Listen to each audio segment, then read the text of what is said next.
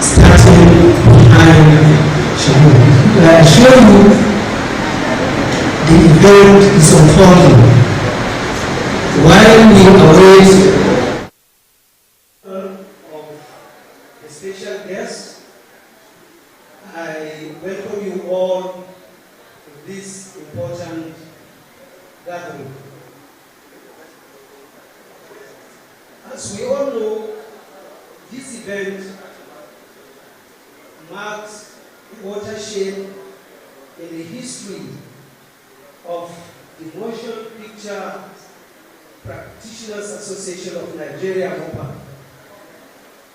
It marks the end of one era of the 9th session of the MOPPAN and the beginning of another.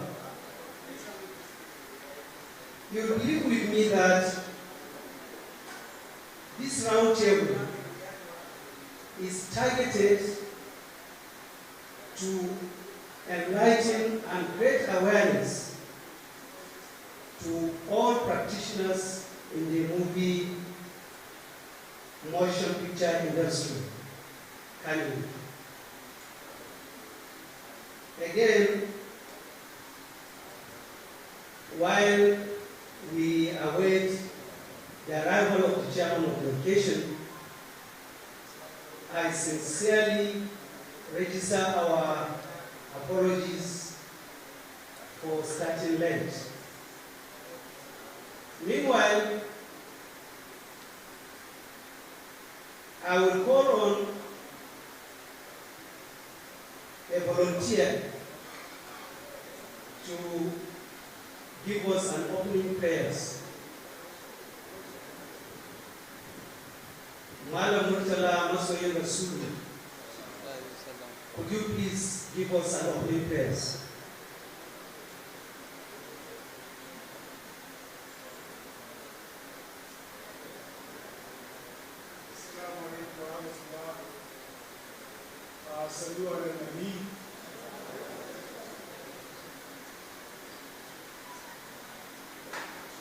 أعوذ بالله من الشيطان الرجيم بسم الله الرحمن الرحيم اللهم صل على سيدنا محمد عليه صلاتك على سيدنا محمد وعلى من صلى عليه من الأزل إلى الأبد وعلى آله حق قدره ومقداره العظيم سبحان ربك رب العزة عما يصفون والسلام على المرسلين والحمد لله. Alhamdulillah. While these prayers is going on, I just cited one of my Kanuri best friends. It is said we are going to offer a special opening prayer, but my Kanuri friend is busy looking up and down to see whether he's in Mecca or Medina. That reminds me of an episode that happened one time.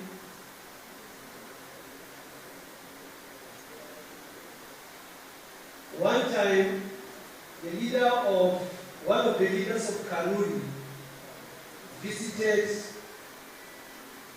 the palace of Lamido Adamawa, led Ali Musafa. You know what happened? Upon his arrival, the Kanuri leader was sighted. He was so excited when he saw the monuments of the palace of Lamido Adamawa. Eventually, he dashed back to his car hurriedly. Then one of his courtiers approached him to ask, Ranka Dadi in Hausa, I samu shiga fada. Now, the Kanuri leader said, I tamanta, ta manta da bata sa harami ba. Now, he now asks me in Hausa again, harami kuma, Your Royal Highness? He said, mun zo Madina, I don't see the harami za mu shiga fada. Clap for our Kanuri friends. Alhamdulillah,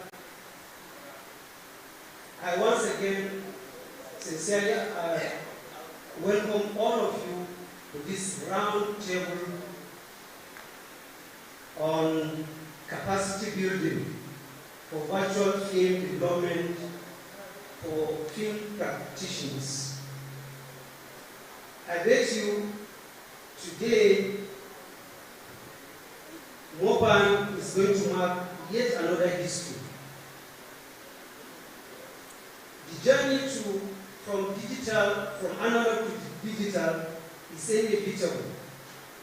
Therefore, this is an opportunity for all film practitioners and stakeholders to seize, in the meantime, to seize the opportunity and follow suit into the trends of filmmaking in the world.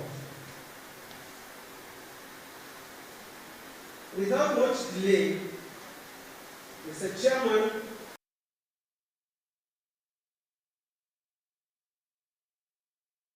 Director of National Film and Video Census Board, Alhaji Adebayo Thomas, the Chief Host, and also the National President, Motion Picture Practitioners Association of Nigeria, Dr. Ahmad Muhammad Sarari, the Senior Special Assistant to the Governor of Kano State on Kannywood matters, Madam Khalid Musa, the keynote presenter, Dr. Nura Ibrahim of the Department of Information and Media Studies of Bayero University Zaria, Bayero University Kano, ably represented by Dr. Rukaya Yusuf Ali, distinguished guests, members of the media, ladies and gentlemen, without much delays, I wish to humbly invite the Chief Host and the National President of Motion Picture Practitioners Association of Nigeria, the undeniable, indisputable, professional par excellence. Ladies and gentlemen, put hands together for Dr. Ahmad Muhammad Sarari. Please, sir, would you offer us an opening remark?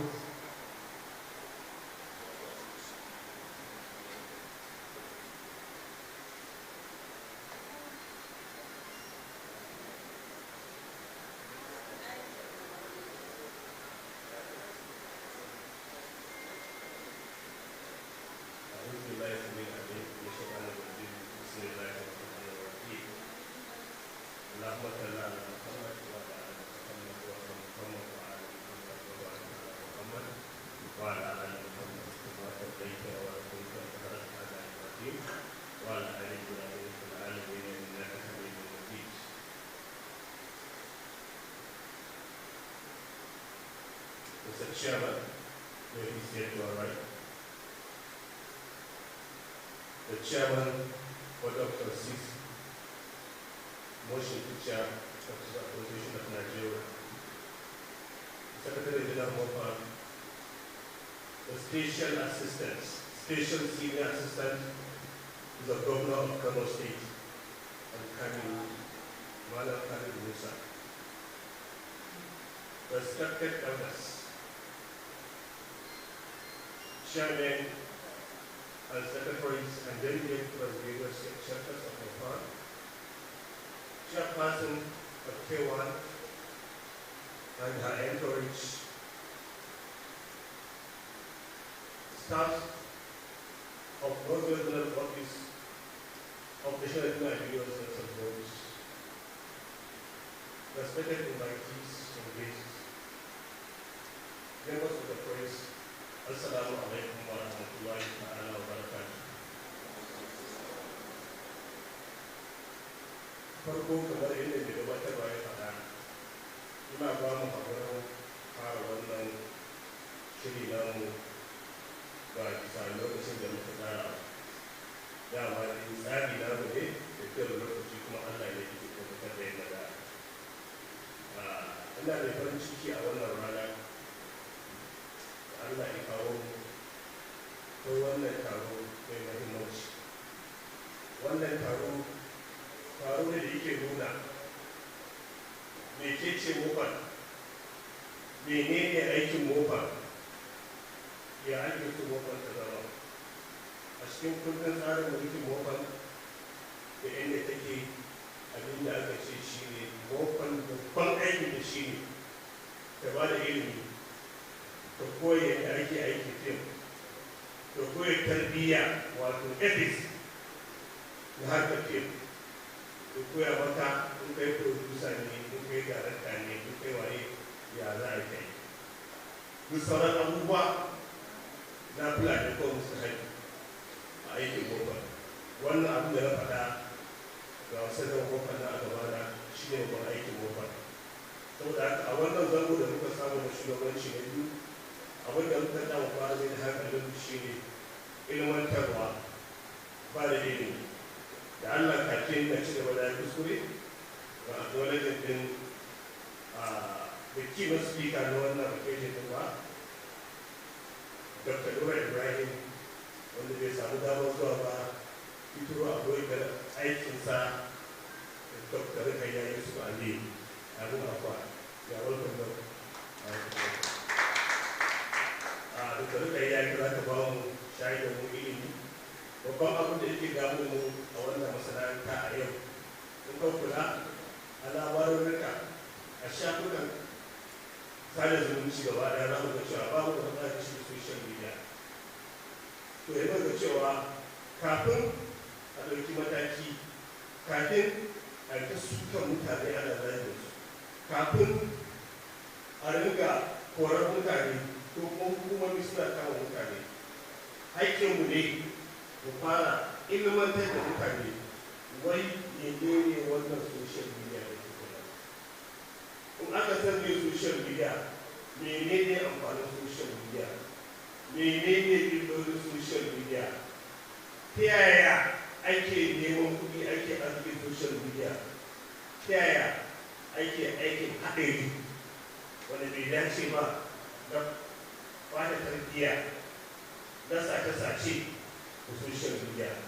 Idan muka tabbatar masana da suka karanta abin daga jami'a suka ba mu wannan ilimin, daga nan sai mu dora mu fasa shi dalla-dalla, sai mu ɗauki aiki na gaba shi kuma shi ne content monetization. Wai wannan social media ɗin wace hikima ake ita, yaya ake samun kuɗi, suwaye suke samun kuɗi, ya ake mu'amala da ita. Wannan shi ne babban makasudin wannan haɗuwa tamu. Da fatan da Allah za mu ba da hankulanmu da lokutanmu. A yanzu akwai yan uwa da ba samu zuwa su da gidai. Insha Allah wannan abin da muke yi duk duniya ana ganin mu, ana jin mu.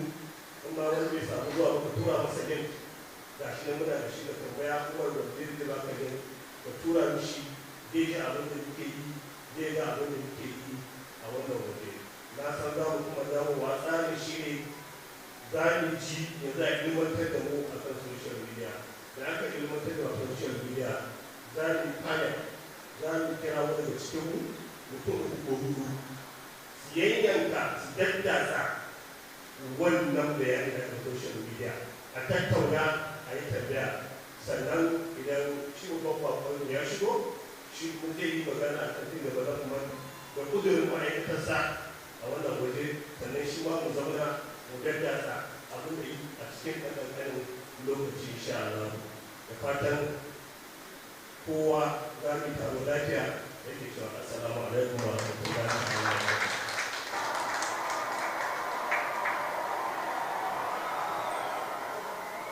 Please, a resounding applause for Roundtable Summit. Kamar da bayanai suka gabata,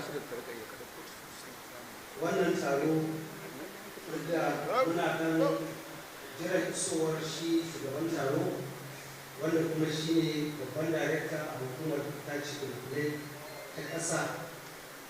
Za mu kira wanda zai mana jawabi na musamman ko kuma gabatar da kasida da farko, wanda muka san dama da Tanura Ibrahim ne, da kuma Dr. Rukayyar Yusuf Aliyu take wakilta. Ba tare da bata lokaci ba, za mu kira ta ta fito. Assalamu alaikum.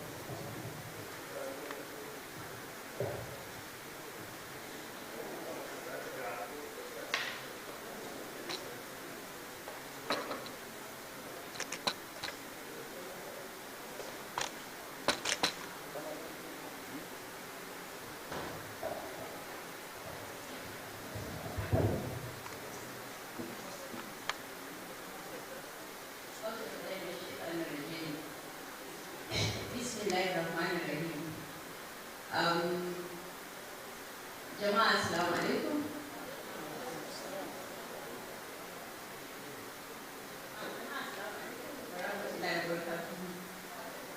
Kafin slides na su fara nunawa, zan so in recognize the presence of eminent personalities here. Zan so acknowledge, sorry, I understand that during the hosted the Turanci at the same time, so but first I would like to acknowledge all the women that are here, because as far as I'm concerned, every day is a Women's Day. We just celebrated World Women's Day on the 8th of March, and to me, every day is our day. So to everyone here, congratulations to us and I wish us well. We're all welcome. I would like to acknowledge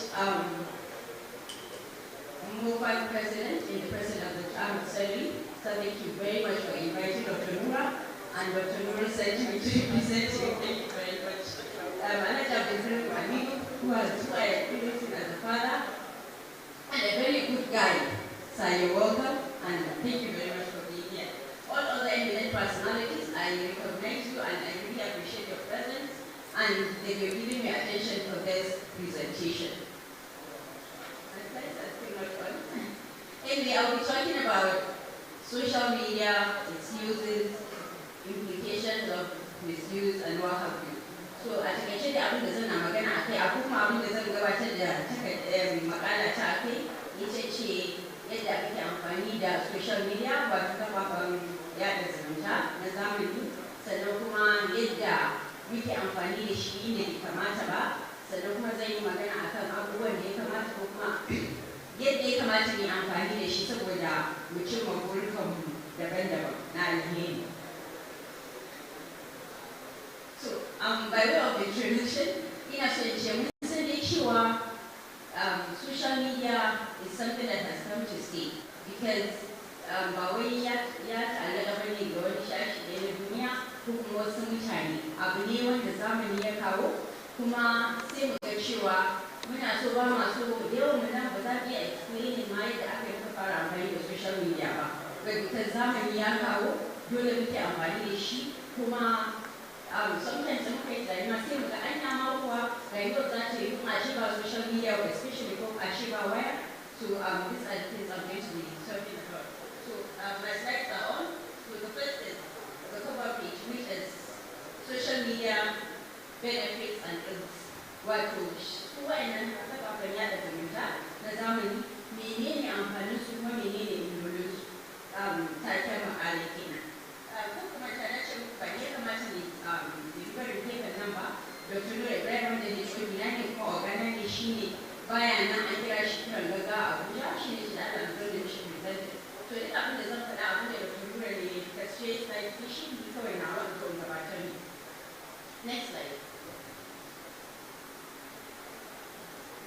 Next. This one says privacy is dead and social media holds smoking gun.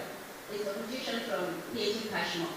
Wato yanzu ba zancen sirri. Wani sirri da muke ganin cewa da abu ne da namu ne kaɗai ba masu ma wani ya ji yanzu ba wannan. Saboda kuma it's simply because of social media. Simply because of engagement ɗinmu da social media to the extent that yanzu ba wani abu da za ka yi shi kana tunanin ai wannan sirri na ne da in har ya hau internet za ka ce wannan sirri ka riga ka sarya da shi. So that's different. So objectives of this presentation include number one, to understand the meaning of social media. Wato zan yi kokarin fahimci menene ma social media ɗin da muke magana a kai. Sai kuma to discuss the aspects of social media. Wa'anda ɗabi'u ya kamata mu ɗabi'antu da su idan a yayin da muke amfani da social media. Sai kuma to explain the tips for effective use of social media. Wa'anda hanyoyi ne za mu amfani da su ko kuma abubuwan da za mu consider muna amfani da social media so that ya zama cewa mun cimma burukanmu na amfani da social media ɗin nan na alkhairi. Sai kuma na hudu ina ce to identify some misuse of social media and their implications. Mun san cewa duk abin da yake da side mai kyau yana da mara kyau. Wato every advantage of disadvantage.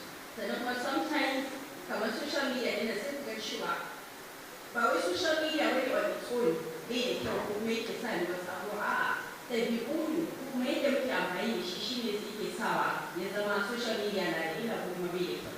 For example, yanzu a social media muna jin karatun Qur'ani, muna sada zumunci, muna abubuwa da yawa. On the other hand kuma ana kallon bata, ana yaɗa labaran ɗan kurege da sauransu. So these are two sides of amfani da social media. So insha Allah yana ɗaya daga cikin kuma suna daga cikin abubuwan da za mu tattauna yau a wannan muƙalin. Next slide. So by way of definition, ne kokarin bayyana mana ko kuma fahimtar da mu menene ma social media da kanta. Sai shi social media is a term used to collectively describe a set of electronic means that foster interaction, discussion, communication, allowing people to build relationships and share information. Wato ne wata hanya ce da muke iya sharing wato sai muke iya sadarwa kuma muke iya yanzu idan na san wani abu hanya ce da zai iya rabawa sauran mutane ma yaɗawa sauran mutane ma su sani da yake da na biyu kuma muna share information.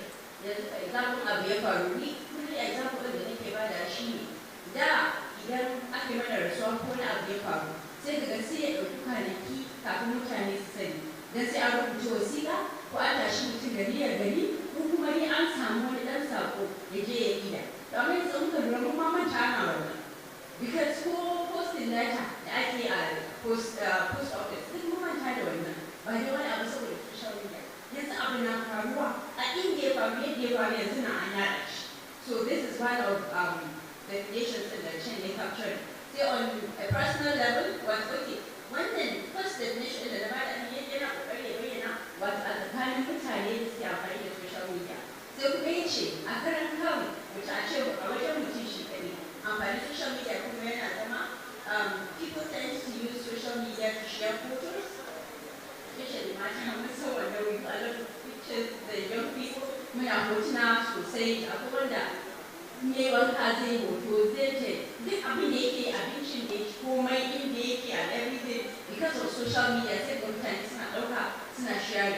So wannan dama ma yin haka sai yanzu da muke da social media muke amfani da shi saboda yin abubuwa kamar haka. Sannan muna share labarai labarai masu tushe da marasa tushe, masu kyau da marasa kyau da sauransu. Sannan za ki ga cewa sun mutane abu ne da za ki share kawai da ɗan small group of family and friends ɗinki, but kafin ki sani su ma sun share da nasu networks, and before you know what can become a global idan za mu iya tunawa lokacin da aka samu Ebola, aka yi ta magana Ebola, an kama da Ebola a ƙasar na mutane a za a mutu idan aka samu cutar da sai kuma tana yaduwa da sauri. So someone just search somewhere sai ta rubuta cewa ai wanka da wani gishiri zai kare mutane daga samun Ebola. Kafin da su ce ne, almost kowa ya yi, mutane da yawa sun samu mutane sun yi wanka da wani gishiri ba mana da tsoron rai, tsoron gamuwa da cuta da sauransu. Kuma yadda aka samu wannan bayanan ma na kai cewa ai wanka da gishiri ko kuma sauransu social media. It was the sole platform da aka yi amfani da shi aka yada wannan bayanan da sauransu. Ba wai ina ba da misalin kamar wani shirin na akan wai abu ne, ko ina faɗa mana yadda how fast information ke traveling as far as the use of social media is concerned. Next slide. Say, social media is an article that allows individuals to interact with one another, exchanging details about their lives, such as biographical data, professional information, personal photos, and up-to-date minute thoughts. For example, the MOPPAN secondary school, the primary school, mun rabu da ƙawayen kuma da abokan arziki da yawa. Ba za ga cewa akwai wanda kuma mutane da yawa wanda mun rabu da samun ma labari kwata-kwata a kansu. But zuwan Facebook da sauran kafafen yaɗa zumunta na zamani suke cewa ai har muna iya gano juna har da ribayin zumunci. So this is part of abubuwan da social media take yi. Next. So, menene amfani kuma menene dalilin social media, dalilin amfani da social media, that's the purpose. Actually, people are using social media for a variety of purposes. The four main uses of social media from the acronyms is presented below. Okay, akwai amfani social media da yawa. Mutane suna amfani da social media ta hanyoyi da yawa kuma a bisa dalilai da yawa. Amma sai aka yi summarizing guda uku wanda su ne ya zama key. Zai za ka iya categorizing all the uses of social media a ƙasa waɗannan 4 points. Number one, shi ne sharing, wato yaɗawa. Ka samu abu, ka san click of a button, and then ya ka sani, because wanda ya samu zai sharing haka, wanda zai kai ga a very large population.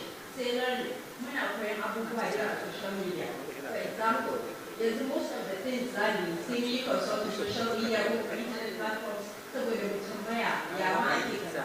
Ya za da cewa ba lallai bane sai ka nemi wani ka tambaye shi abubuwa ko kuma ma ka tambaye da sauransu. But waɗannan kafafen yaɗa labarai na zamani sun ba mu damar yadda kawai da kuɗi gaba wata za mu samu bayanai akan abubuwan da muke so mu koya da sauransu. Sai kuma interaction.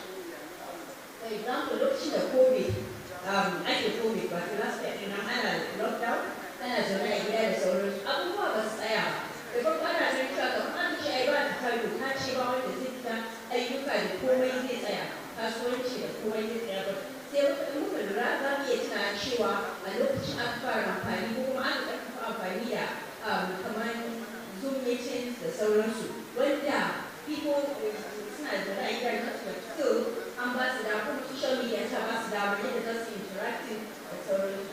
Sannan bayan haka, yawancin muna WhatsApp, muna WeChat da sauransu, Facebook da sauransu, mai muke a muna interacting. Most of the time za ki ga cewa za ka ga cewa kana da mutane kai magana da su ko kai wani abu da su in far places but because kana da social media ba ma ka farka ba. Ka san anytime to look at access, za ka iya su za su iya rikin you, za ka iya rikin kan ga kasar something that is possible and can be done. So, nake cewa wata ni har na gaji because when you open status ɗin mutane especially mata kowa tana sai da asamfa. Kowa tana sai da asamfa. Ko tana ne shops ɗin da za su ɗauka and they keep going round and round and round. mata yanzu kuwa da business person za ta sa a social media platforms ɗinta, especially status da ba da pages ɗinta da handles ɗinta, sai ga cewa yana izin mana hanyoyin da za mu yi kasuwanci, wato marketing kenan. Next slide. Sai kuma types of social media, wato ire-iren social media. A nan ya ce social media that helps people connect. For example, WhatsApp is very popular. Facebook is very popular. We connect with each other such platforms. Sai kuma discussion forums. Akwai za ku ga kafafen da basically wa'annan discussion ake, for example, LinkedIn. That were mostly serious academic interactions, so the discussion ake on such platforms. Sai kuma customer review networks. Wadda akwai kafafen da za ga internet ne ko kuma na zumunta ne, amma basically abin da ake yi shi ne maganar kasuwanci, yadda abubuwa suke tafiya a kasuwar duniya da sauransu. For example, stock exchange suna amfani da such platforms very well because even though open market, they may not be open market platforms haka nan, but ana amfani da su sosai for business review. Sai kuma media sharing networks. When you share pictures, for example, Instagram, WeChat, the sauransu, za ga cewa basically wannan there are platforms that are made for sharing personal issues like videos, pictures, the sauransu, and there are internal animations of mutum da ne da kanshi funny ways kala-kala da sauransu, ana sharing, ana samun nishaɗi da sauransu. Sai kuma bookmarking and content curation networks. Wato wayannan bookmarking mostly da academic platforms wanda za ka samu access to materials da kake nema, za ka iya saving ɗinsu wato bookmarking, sannan kuma you can always share naka kai ma. For example, LinkedIn is also one of them. So next slide. Sai kuma blogging. Mun dai san bloggers da su cika ko'ina, mutane suna da blogs su da suke sharing news and other information da sauransu, kuma da social media platforms. Say shared economic networks. I discussed about that. I think interest-based networks, interest sharing, it's a network that let the mutane that share common interests, common trust. They all should be on the platform. When for example, if they are specialized, Facebook and others that we are trying to commonly back. Sai a nan kuma social media. Wannan social media platform ne wanda ba ka sa sunanka, ba ka ba da identity ɗinka. Kawai you share information anonymously. Wato, daga maciya, ko yi kan yin Hausa? Mace da ba su a bayyana ta musamman. Ba tushe ba, because when we say tushe, it might mean fake news. Wannan is consciously done. On the platform, you just share information. Nobody wants to know about your personality. Nobody wants to know who you are. But I think that matters is the quality of information that I provide. So that's it. Then social media shopping networks. Jumia, Alibaba, and the rest. Wish, the YY, we all know them. They are now very popular. So they are all social media networks that we use frequently. Then the next step says, why do we need social media? We need social media to search, create, share, and exchange ideas, content, information, videos, or photos in computer-mediated groups and communities. I think we've discussed this earlier. Which basically, something about social media, she is a Miana. We share the Kabala Abaka, Kukuma, Kinawani, and Kinaka. Sinkuma, we share content information, Nabari, Kukumani, Bayani, the sheep, Kabala, Abaka, Kukuma, platform that is what that is a social media platform, and you ask for it and you answer, that's some answer. It says that videos and photos, of course, it's very common. The other side of it is that, for example, there's an accident in one the dam, it's not common, one was saying. Sometimes the pictures are very good, you have the platform but still under access. Once you feel that you want to or you can view, it's allowed for you to view. So even that social media may power now, and that could be the other side of the social media. So people share things as they go. Shi sa nake ga ɗan jarida yanzu ce stop saying that you break news. In dai kai ɗan jarida da ke aiki wa TV, radio ko newspaper, I always tell them that how to break labari anymore. Because social media platforms are not breaking labari. See, people can come to you to verify, and people can come to you to have updates and more details after breaking on social media platforms. Next slide. See, we need to understand social media. That's the importance of social media. Social media is easy, it's easily accessible, and it's also a meeting point of today's meeting platforms for millions of users around the world. Look at what as number the example in India that you show our young abokan arziki da sauransu wanda tun primary ko secondary school mun rabu da ganin su sai social media platforms suke haduwa. That you show it's a platform da yake haɗa mutane, making united mutane da sauransu. Sai major portion of younger generation, teenagers and middle-aged people are the most active users of social media.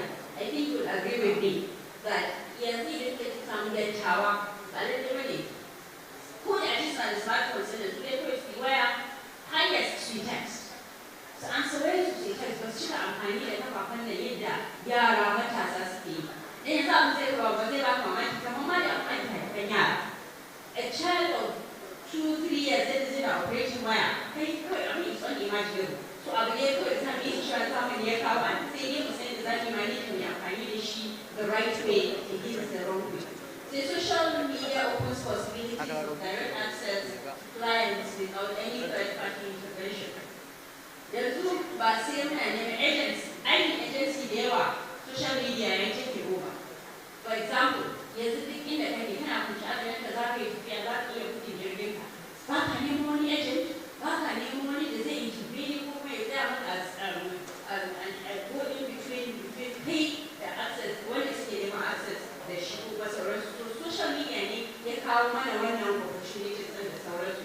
Sannan idan za mu yi muna kasuwanci, akwai da mutum yana wata ƙasashen a duniya, but because of social media you have direct contact with him, za ku yi magana ma kamar kuna gani juna video calls da what have you. You have direct contact and business successfully. Ba ma wanda ya sai da yi wani maka kayan ka da sauransu. So these are all opportunities that social media ne ya kawo mana.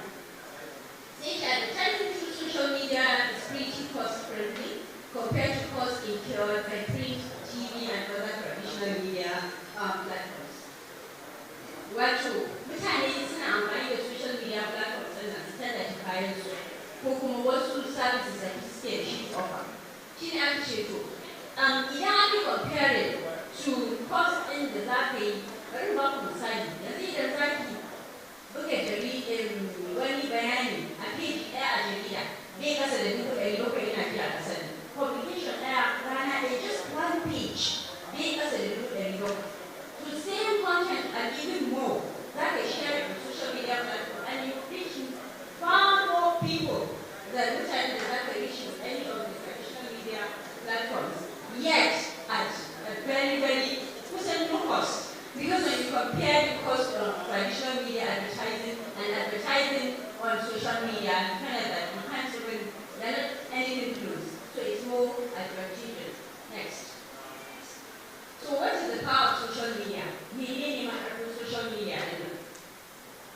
The power of social media lies in its ability to connect and share information with anyone on earth. Yanzu na muka fahimci ko a ina yake a duniya, yanzu akwai possibility din da za ka iya magana da shi, za ka iya connect da shi, za ka iya sharing information da shi, ko a ina yake kuma a kowane lokaci. So wannan shi ne karfi da power of social media. That's one of the greatest powers of social media yake shi. Because for example, ya abu ya faru yau. Idan muna da radio ko TV ko newspaper sai mun jira news hour din su. Highest da TV da radio za su shi ne za ka zai tuno. Abu kaza ya faru, which is not American. Sai an jira news hour. In jarida ne kuma sai gobe da safe za ka iya karantawa. A yadda da ake aikin jarida wanda ba su da online platforms. Sai gobe a yi to, amma social media ya kama na an opportunity to try it. You can have the one that just nature. You can have access to almost all the people you want online. And the current classroom were fine. Say, I guess presently over 8.4% of the total global population, that's more than half of the world population, are using social media. abin da ake faɗa shi ne mutanen duniya aka raba su fiye da rabin mutanen duniya yanzu suna amfani da social media platforms. Wato a ko'ina ne abin ya zama so rampant that kawai we can't ignore. Dole ne kawai mu yi abin da za mu yi amfani da shi daidai kamata. Sai aka ce a wannan shekarar kenan over 4.6 billion people are using social media worldwide. That's the percentage. Then by January 2021, that last year, Nigeria had approximately 90 million social media users. And Nigeria had sama da miliyan 90 mutane miliyan 90 suke amfani da social media platforms. So we can see how serious it is. We can see that there is no serious businesses so that can find streaming social media or whatever you do, but in fact you want to succeed. Then next, most effective ways to use social media. Next, wato hanyoyin da suka fi amfani ko kuma inganci wajen amfani da kafafen yada zumunta na sadarwa na zamani. Okay. So, aka ce hanya ta ɗaya za ka yi aiki infuse personality into your profile. Kawai kan ne amfani da social media wasu ne kawai ɗaya shi ke nan ɗaya su so what about ɗaya yi su. Ya kamata people should know more about me. Ni kan wace ce, what can I offer? From where, what can I do? Menene za a iya tunanin yau ake kawai ba ma ka sani ba a ce sai ku ce nan I think I saw her on social media and I think she has the capabilities to do kaza da kaza da kaza da kaza. Ya kamata mu fara tunani yadda za mu amfani da social media fiye da yadda kawai mu ba da hoto ko sunan mu wuce wajen. Dole ce people trust people, do not default profile images. Akwai profile images za ku can kan sasa ko ma ne wani kama kamar rubu zai sa as his profile image. So sometimes people respect you and people read you from post ɗinka, from what you say, from what you do. Ko bai taɓa ganin ka ba from abin da ka rubuta kuma abin da kake faɗa ko abin da kake post na social media mutum na iya cewa ai wannan ga irin da biyas.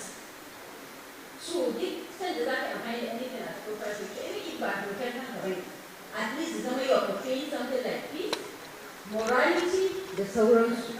Then use a real picture of yourself and infuse your unique personality into your bio. Wato, apart from idan za ka hau social media kuma za ka buɗe wata kafa ta social media, ya zama cewa kai amfani da hoton ɗaya wanda ne ya daɗe da gasa ba. Ila ya manta sunanka, ila ma manta kun taɓa haɗuwa, but idan ya ga hotonka, wannan zai iya tuna mashi, wane, then you now link with sunanka da kasa. Then after sunan, you will see aka ka ba da more information about your bio. Kai ɗin wane ne, yanzu kana ina, what do you do?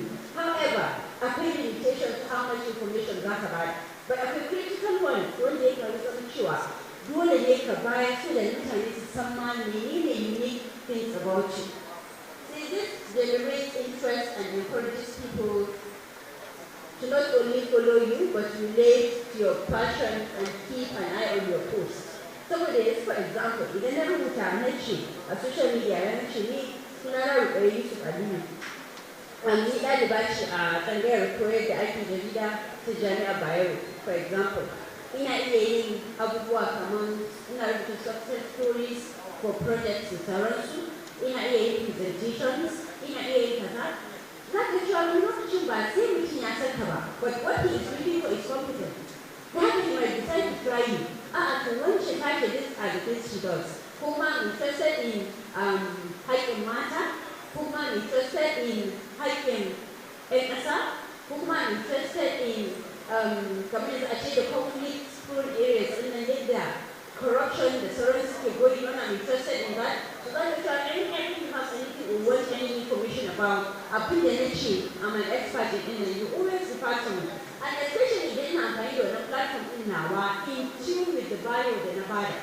Ina ce for example ina aiki akan kare haƙƙin mata. What are my activities as far as haƙƙin mata is concerned?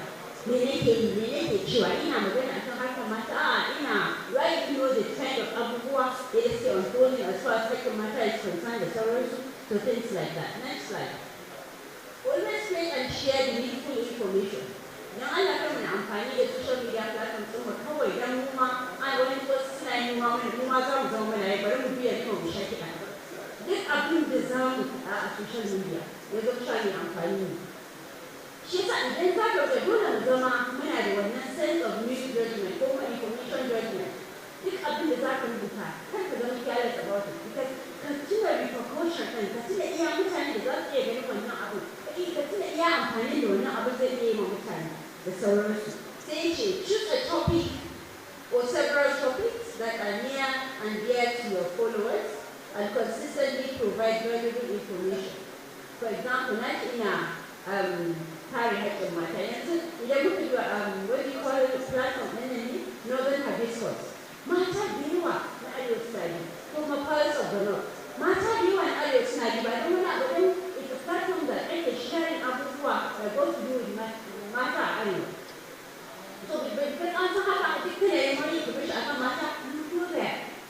Amma kawai kai wata da just talk about anything ko da because you talk about things that are not important din da kai magana da abin da ma yake da muhimmanci za wata mutane ba za su bi ka ba ko ba za su saka ba saboda they never take you serious.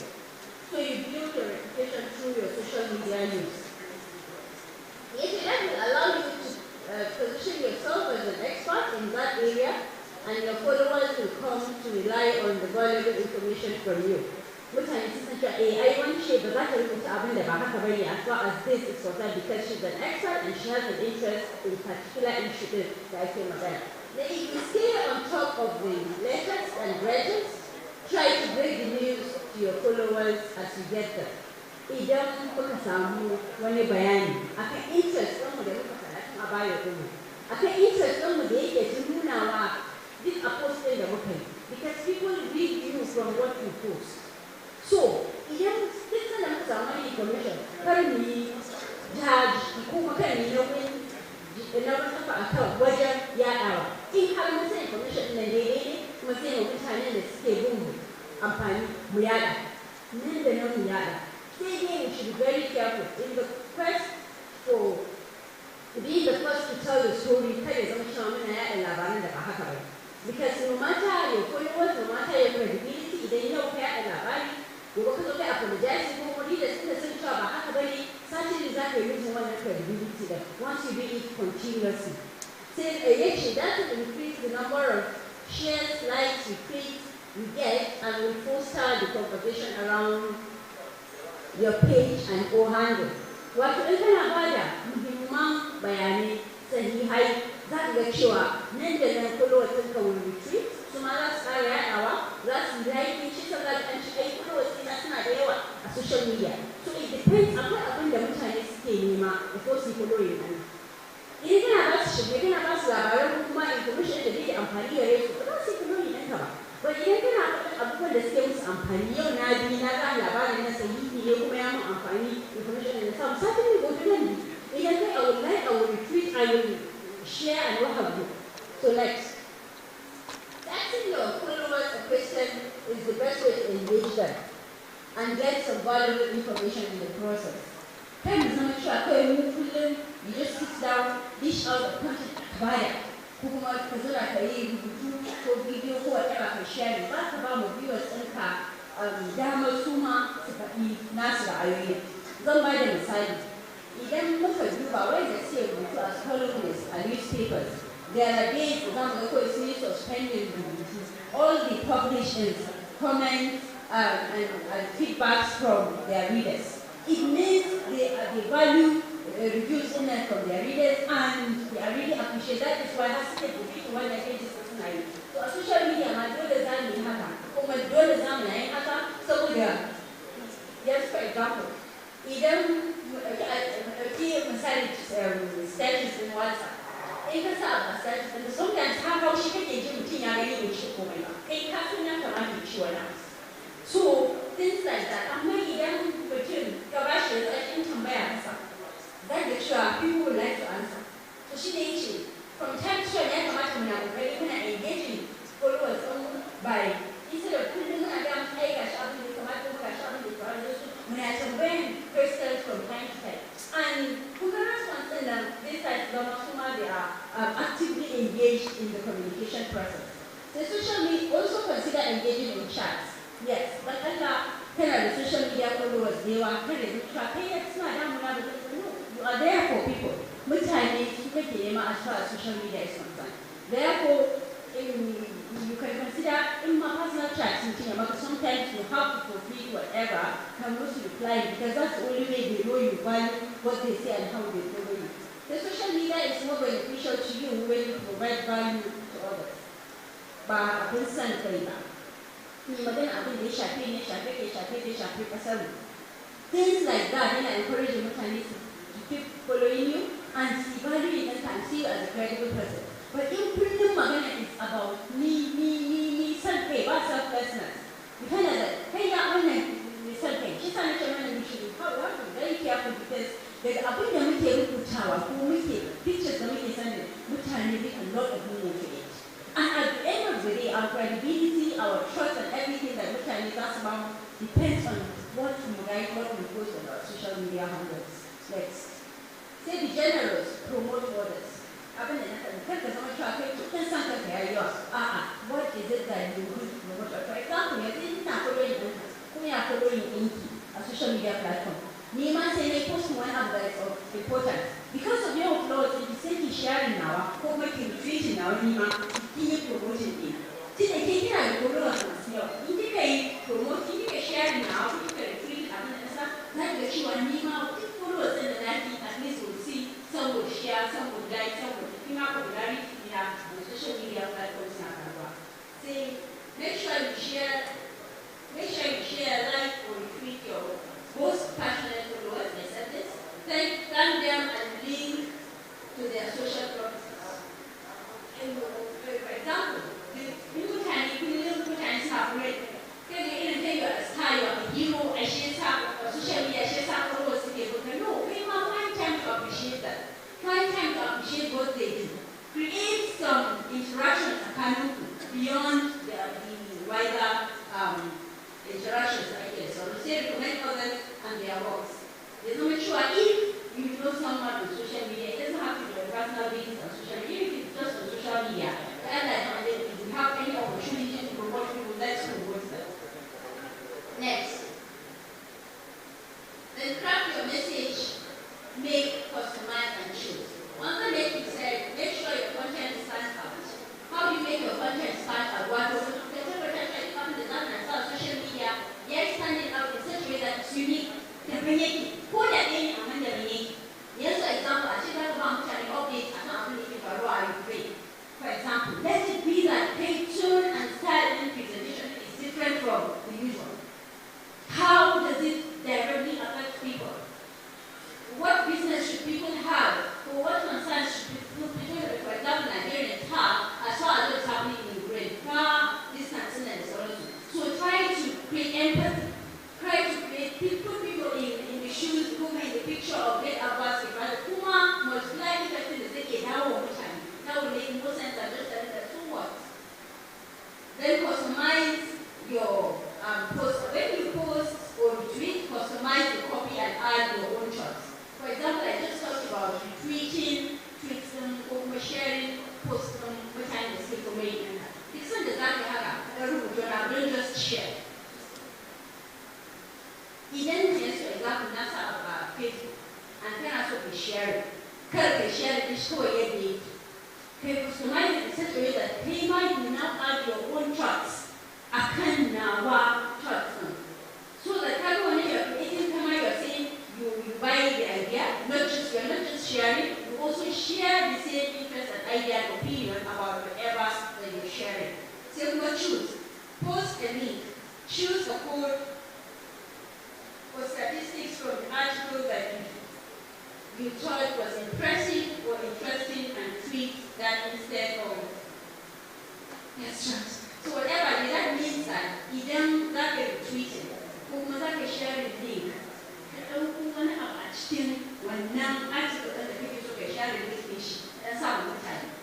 Muna da wannan mistake mostly on social media, for example, WhatsApp groups. Say people will share links, people will share pictures, people will share videos without tips on what it contains. And because people are using their data, their time, and what have you, people don't, no matter how important it is, but when you provide a tip, at least this is talking about Kaza. People will now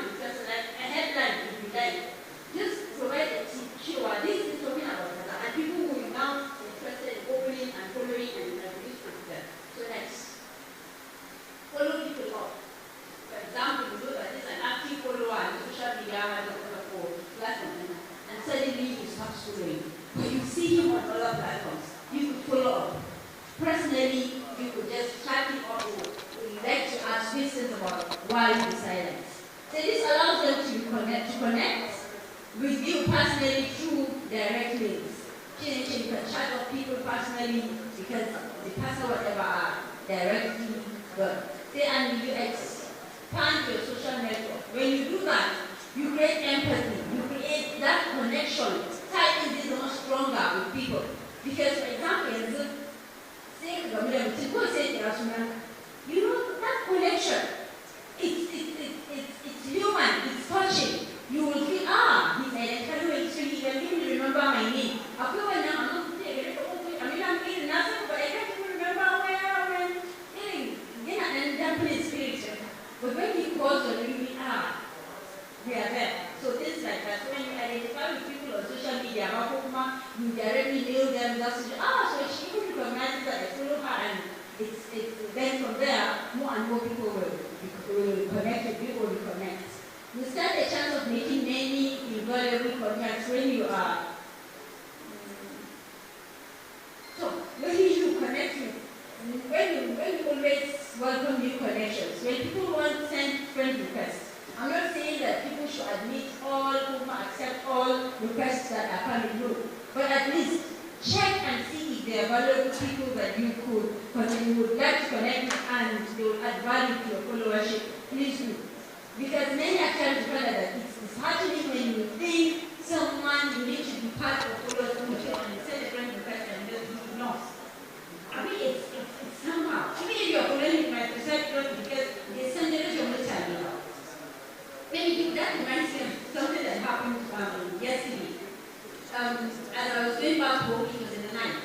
So one of my neighbors said to say, hanging here close to see. Say, running back, I say, woman, then I pass it. Then they were that she was married, and I love you to tell my family that you're lying to the running. Then she made something, she posted a notification of the time.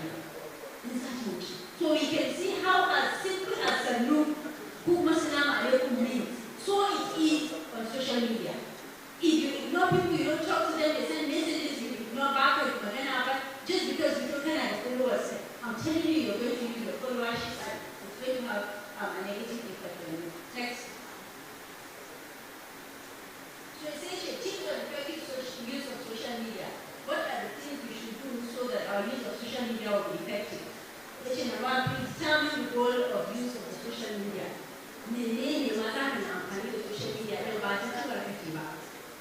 What is my aim?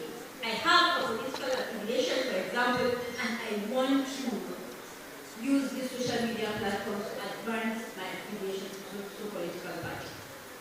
That is a direct, and everybody knows that this is your interest. And as I said, people read and understand through what you post, what you write, and what you see. Yes, for example, there are people that I am going, I don't party the run. We know it. And one is affiliated to manage that simply because of social media engagements that post and what have you. So then use the most appropriate connection. Don't use WhatsApp when it's more appropriate for you to use Facebook.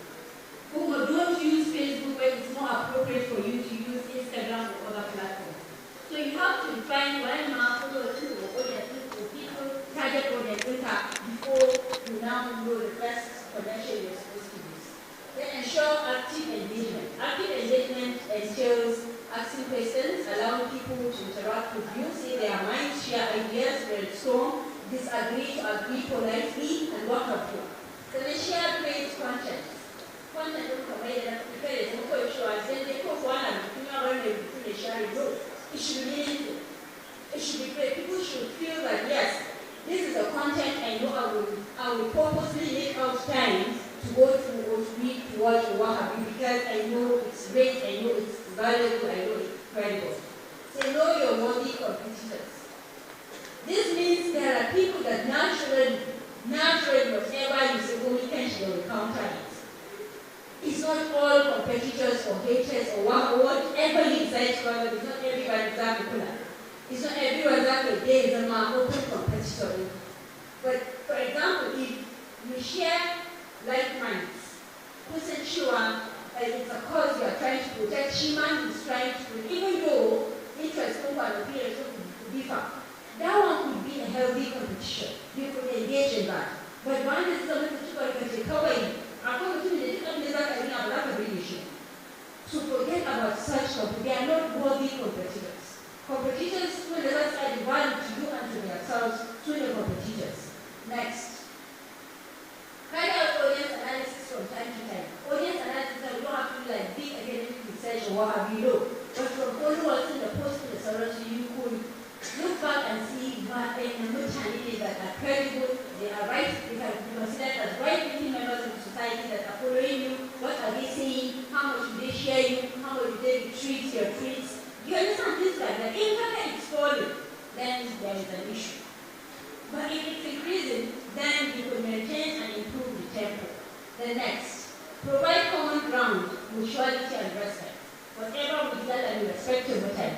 Kamar yadda nake daga abin da muka rubuta za a iya faɗi daga irin tarbiyyar da take shi. So don Allah duk abin da za mu rubuta a social media ya zama cewa muna respectin mutane, sannan mun san mutuncin mutane, mun san darajar mutane, ko da a ce muna da bambance-bambancen ra'ayinsu, amma dai mun san mutunci da muhimmancin mutane. Then use different accounts for different purposes. He said you should use different accounts for different purposes. For example, if you have a political affiliation and you want to brand because of your political affiliation to party, then you're using a platform in actually WhatsApp handle now, Facebook handle and say she proposed me for political engagements on social media. I shouldn't come and start doing cookery or women issues on that platform. I should use or create another platform so that that platform will be known for that. For example, in another episode I will talk about women issues, marriage, relationship, and so on. Basically, these are the things that I keep propagating on social media platforms. So if wouldn't matter if they say one time another and discuss more parts of the north, they will tell you that they know or they can picture or they can imagine what type of blessings are you sound already. Keep learning from others. Learning is a continuous process. But when you so every day we learn. So, as far as social media use is concerned, Allah is not sure we appreciate others, so no kuma we open our minds to learn new things. What I check out, one day and I get sorry. In Canada, you never appreciate and learn things from them. Because until every height in the Karina, she is only one. Next, create a collaborative mastermind group. Let it be that one group on social media platforms that for example, we want to change issues or things in our state. The one, for example, is such a mastermind group. Group near the things that they are concerned with everything that is happening as far as family state is concerned. So such groups, the Soros commands on social media platforms, and we advance their cause. Next. Say misuse. How do we misuse? Dynamic and the social media timing of national activities and the spread of rumors. Labarin da ba su da tushe, labarin da not kurege da sauransu, muna yaɗa su ne kamata. Then spread of hate speech. Labaran kiyayya da suke sa kiyayya tsakanin da sauransu bai kamata ko don siyasa ko don wani yare ko kabilanci ko waye da su mata na yi ba. Sai online fraud. Sau da yawa za ka cewa ana yanzu aka ce wani kuka ce da wannan ana kasuwanci a social media. But in the course of kasuwanci na za ka ana fraud da yawa a social media. Ana iya kiran ta ce ki ba da bidiyon ɗinki, details ɗin albashi da sauransu. Social media ya ɗage wannan process da za a ji a kai fashin kuma ya sauran frauds da sauransu offline. Then decreases face-to-face communication.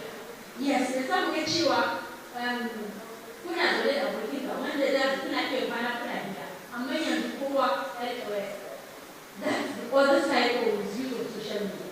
For example, couples ko kuma partners za ku cewa da times da ya kamata ku zauna abu ne da ya kamata ku zauna ko ku magana, and face-to-face interaction and communication will take care of everything. But because ba a ma yanzu ba yin wannan face-to-face interface sai ga cewa an samu matsala. Ko kuma ka shiga gida daga kowa ya da wani ta iyaye kowa da wani ta hankali ma na kan waya ko kuma wani shi yasa da shi baya tsaya. So that is not a very good use of social media. Ya kamata ka komai na da lokacin shi. We shouldn't, because with time, Canada, muna tashi from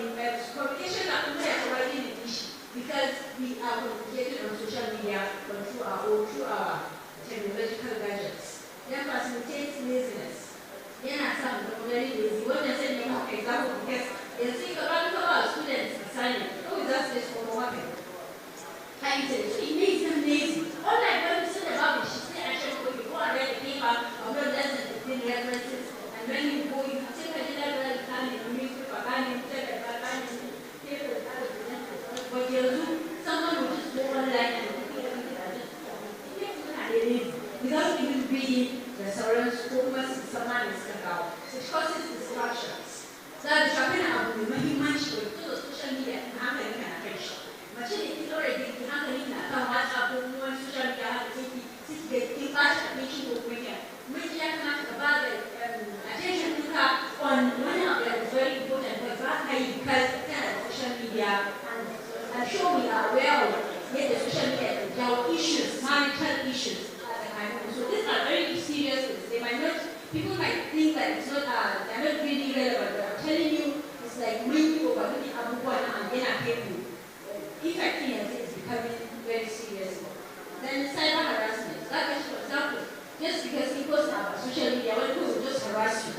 Well, now harassment in Yami is on social media, but people have been amazing. So that's it. Then plagiarism. Comedians like who just go and copy online content and bring without acknowledging who are referencing and authority. That's plagiarism. Then addiction. Now the first thing we do when I catch. Now why? The last thing that we require is the data contact. Where? How do I must die? Then I should work about trying to give it when a part of you is becoming your incomplete. Income is away, but outside of you become crazy. Because you are so addicted to where, not because I look at that, but we have addiction. Was also attached to our phones and other gadgets, so one of the disadvantages for Kuma in the use of social media is nobody became accepted that we can't live without this gadget, phones, platforms, X. What are the threats? What are the movement? What are the limits as far as social media use is concerned? Akwai cyberbullying, inda cin zarafi da sauransu, especially in the matter. Meeting people in real life who they only know online. Sometimes we there will be a call for you, social media part, but because of the engagement, you will have to. Someone will even look for you, don't want to post, like I go tell me. Because you are you are very active on social media, and she feels you are attracted, so he will threaten you physically because of your social media engagement. Then seeing offensive messages and images and messages. I just said this. There's not an accident. Come to actually, how we actually come. You understand? When the ordinarily sensibilities of us over, but because we are on social media, they are bound to pop up as we use social media and we see them. Yeah, Canada, that is not going to put in the videos so that they come out with women, because nobody said because you're an adult, it's allowed because research things go from pictures. So because you're on social media, they might just come up. Not because you are intentionally looking for them to see them or watch them, but they will come up because you are on social media and they are also on social media. Then identity theft. Just for example, because for attending it's all like physical engagement or interaction, then you are identifying as just anybody. Then you identifying as just anybody, but it's a picture when they sign an identity so what? Who knows that anybody? Who knows that me? So these are part of it. Then also control over where a photo or video has been shared. For example, they don't go tell that it's private. When the video is private, you know that some of the stories they were so far around. And you think it's private, but with the click of the button, it goes viral. People will get to see a pin they come up. People will get to share a pin they come up to come up they are not intended to share. So we have to be very, very, very conscious of who sometimes so we share them to send the idea matter. Meanwhile, we share someone has 50 has we share so it keeps going down and down and down. So this is part of it. So sharing information with people who you don't know or trust. Which are made of sensible and some other discourse so that it has to be about. So whoever happens because you're on social media, you post, they see, you share information that ordinarily made without sharing so because you don't know them. So these are part of the things or the threats as far as social media is concerned. Next slide. Social media, so what are the safety tips? Well, in Abubuwa, I think the data was cewa sharing pictures in the kamata ba, bari na certain identity ba, I bullying them, things like that. I want them in the other side. So actually use strong password. There are people that will just hack into your account and see temporarily she's part of message in the kamata ba, the sorrows. So all your contacts you get to see that. So but when you use very strong passwords, most of the time, well actually it's 100% guarantee. But at least it's safer than just using common passwords. For example, people that are part of using their birth dates, the surrounds as password. It's not very encouraging. Let's digress a bit from social media on March 18th. There's most people birthday into the ATM papers. And if someone can guess or should guess, you have access. So those type of passwords are not strong enough to safeguard your social media handles and what have you. They are just privacy settings. There are things that you don't have to share. That was why I said you need to provide more or peculiar information about yourself as far as your bio is concerned. We should be mindful of the fact that even at that is not everything in turn. There are things that are private that you need to share. Who was asked to get a social media. So to say then verify who you're connecting with. I come a request. Go and check who is that person, what does he do, what are his interests, who are the mutual friends that you share. If you think they are like-minded and people that you think are credible, you know that that person will not be a friend on social media with a bad person. You will accept. Then don't share personal details.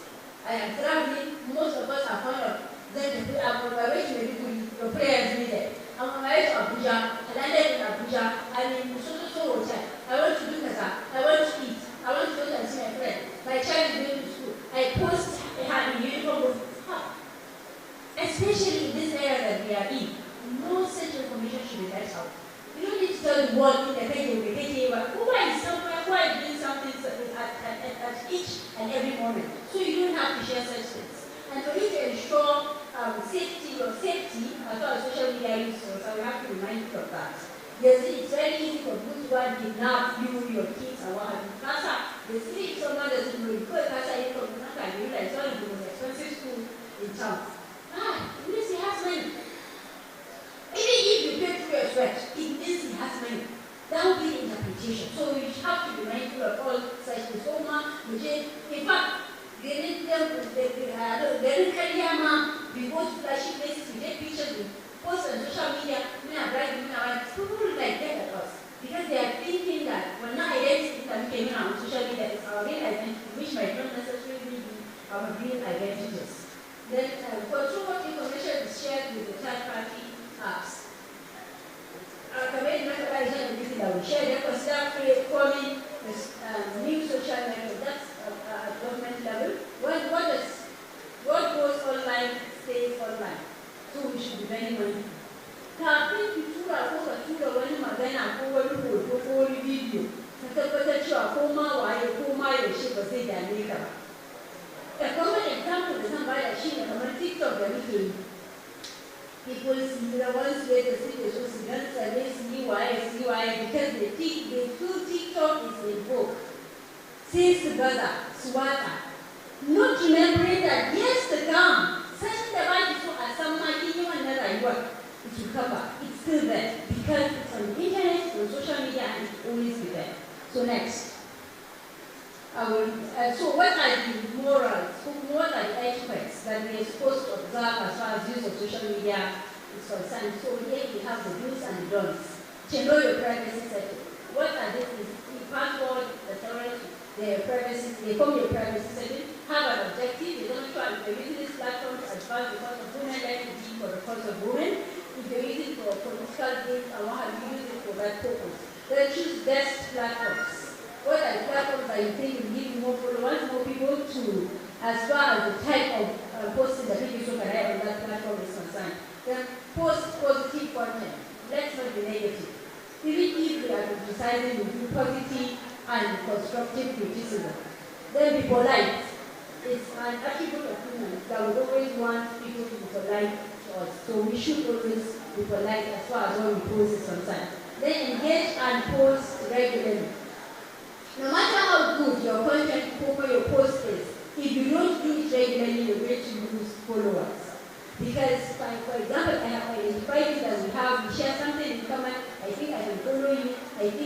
posts are of interest and of use to me, then suddenly you stop posting regularly. I check and check and check and check and nothing comes.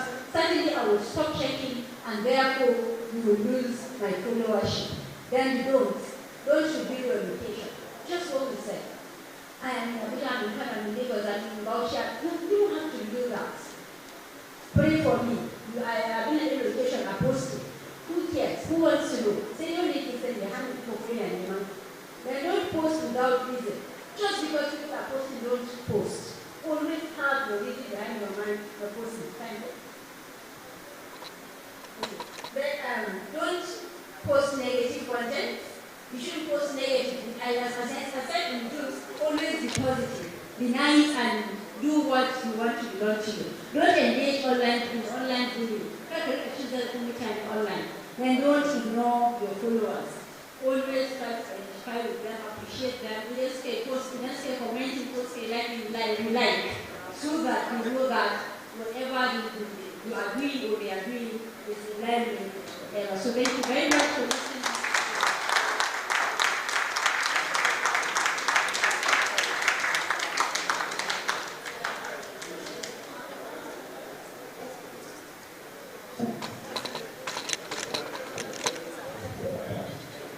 A resounding applause to Dr. Kaya Yusuf.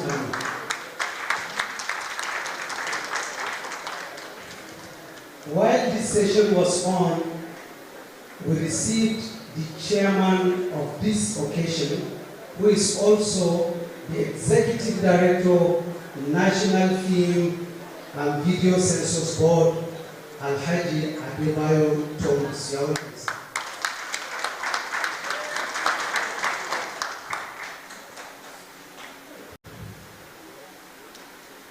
Mr. Chairman, sir, I also wish to recognize the presence of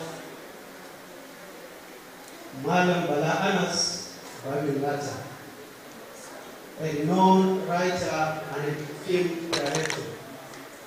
Also for recognition, I wish to recognize Malam Adamu Muhammad Kawu Masui.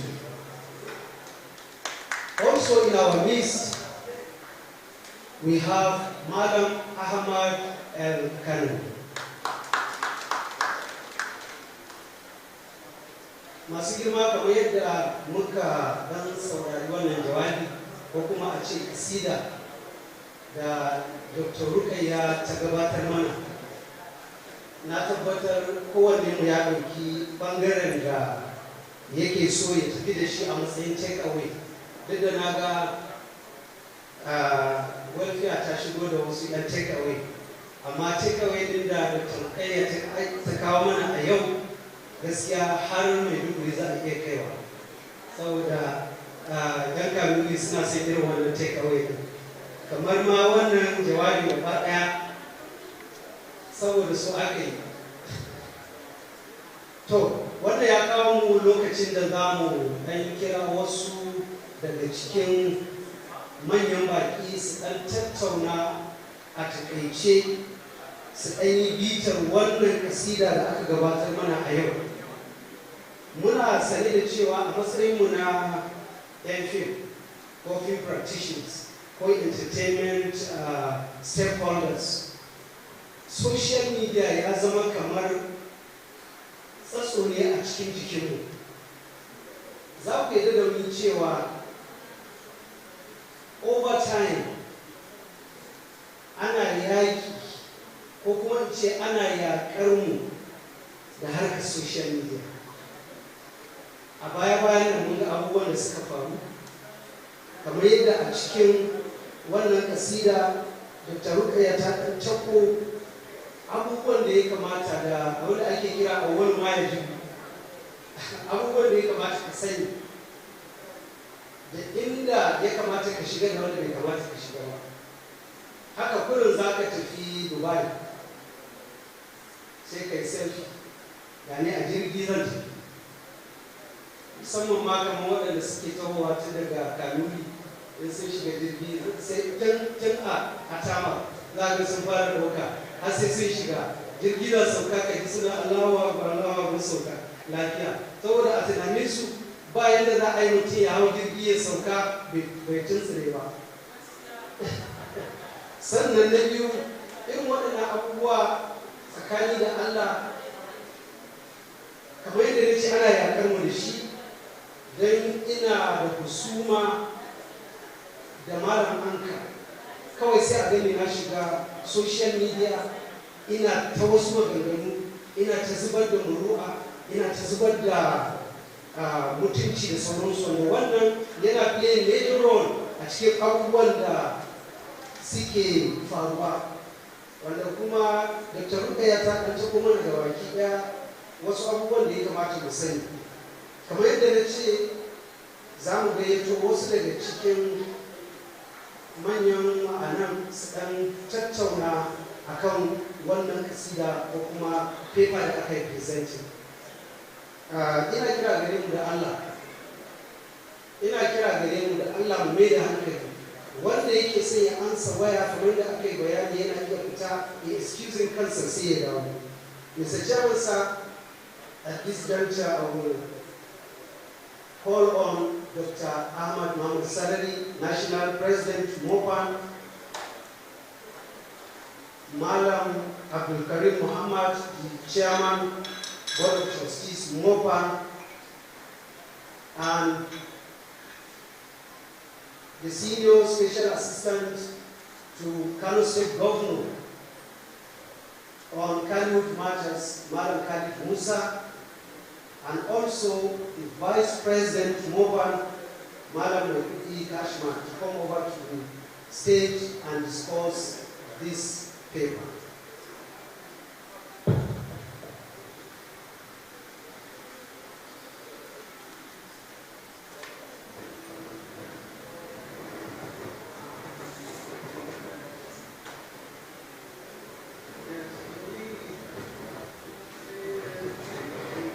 Discussants, please.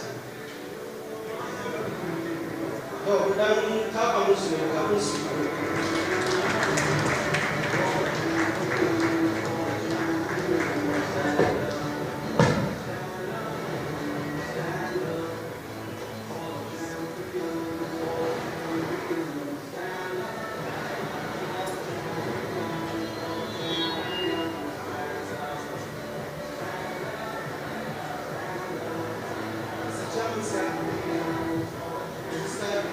From this order.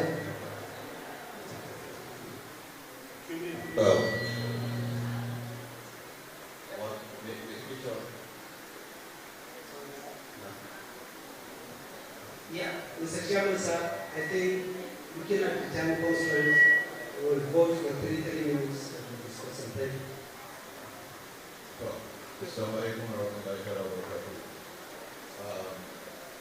Wannan presentation da malama ta yi wani madadin da tura Ibrahim ya ƙayatar kwarai da gaske.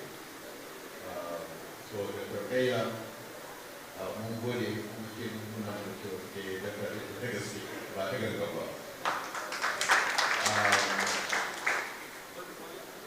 Ina tun da ce minti uku farko magana kan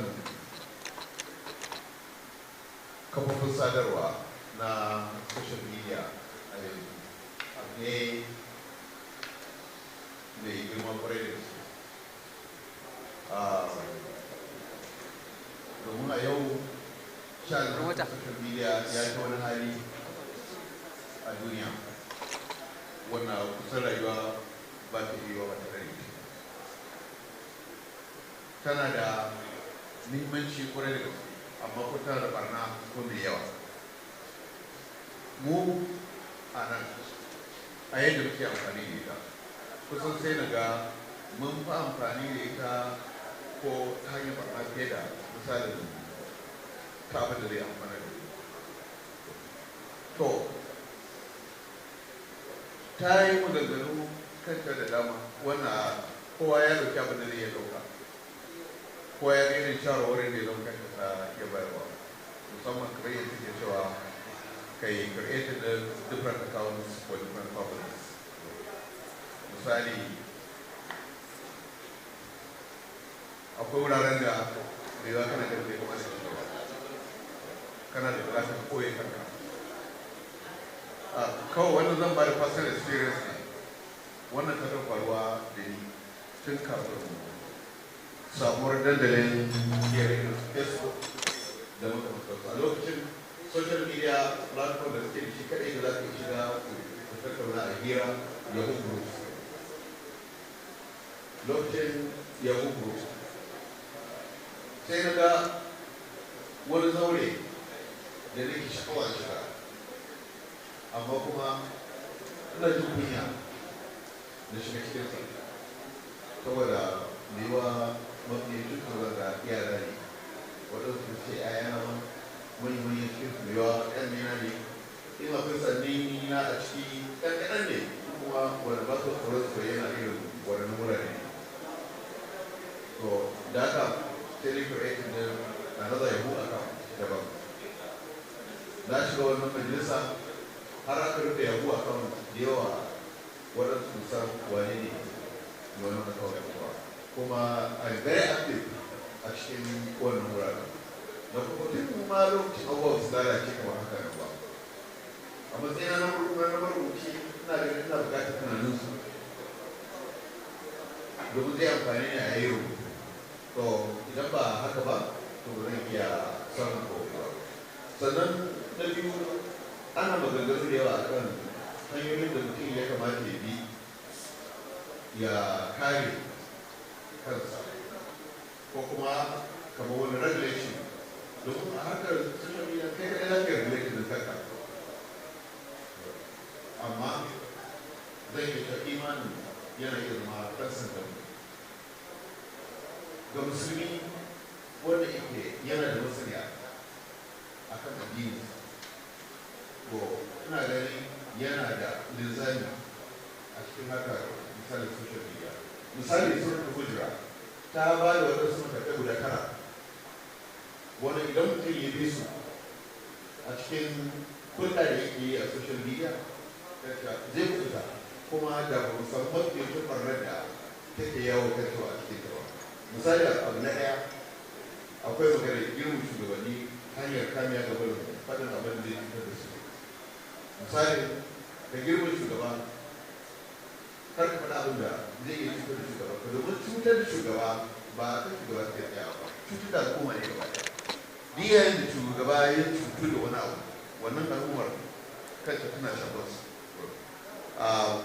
domin shi wakili ne na wannan al'ummar gaba ɗaya sannan ka yi bincike kafin yarda da duka wani labari na batanci in ka ji wani labari da batanci kar ka saurin yadawa ko a cikin hanyoyi haka intanet akwai fact check da ake yi to kai cikin the fact ka tabbatar da wani labarin gaskiya ne kar ka zama mai yada batanci in ka samu gaskiya ne nema to da ka kame kar ka share da su shi yafi domin mai saboda ba labari ne wanda ke positive ya kamata al'umma su sani ba abu na uku akwai bin tafarkin da zai zama maslaha a tsakanin zamantakewar al'umma da haka duk abin da za ka yi abin da kana ganin zai increase kai da zabaro a cikin al'umma kar ka yi abin da yake zai zama ya kawo negativity a cikin sha'anin zamantakewa sannan abu na uku take cewa a taimaki gaskiya a yaki zalunci sai gaskiya ta tabbata to ayar tana kiran musulmi cewa duk inda suka ga gaskiya to su taimake ta kuma su yaki zalunci mana har sai gaskiya ta tabbata wanda ta kai shi kyakkyawan amfani ne da social media da za ka yi sannan abu da yake jaddadawa da inganta yawantaka tsakanin al'umma ta hanyar barin wulaƙar juna da haka karka wulaƙar wani a cikin social media kamar cin mutunci da mai shan sababan dariya kan ta musulunci bai da kai wata misali a ɗauki wani mutum ko shugaba ko wani a yi wani karkata ne shi a zara shi ko a yi cartoonin su ko kuma a yi generation wani image kan ta aka hoton su wanda zai sanya mutane dariya da sauransu musulunci bai da wannan ba to in an yi haka aka bar wannan za a zauna lafiya sannan yake cewa kada al'umma su zama masu gina hukuncin su to duk abin da ka gani kan cewa ko kakai ba da wata sanarwa kawai da zato kawai ka rubuta kaza wai an yi kaza wani wuri kaza wai faɗa maka kana da fact kana da wani kar ka gina labarin kakar zato. Abu na bakwai yake cewa kar jama'a su zama masu bin diddigi da kokarin yayi al'aurar junansu da nufin fallasa koyayyen laifi. Abin da duk bai bayyana ba koyayyen laifi ne.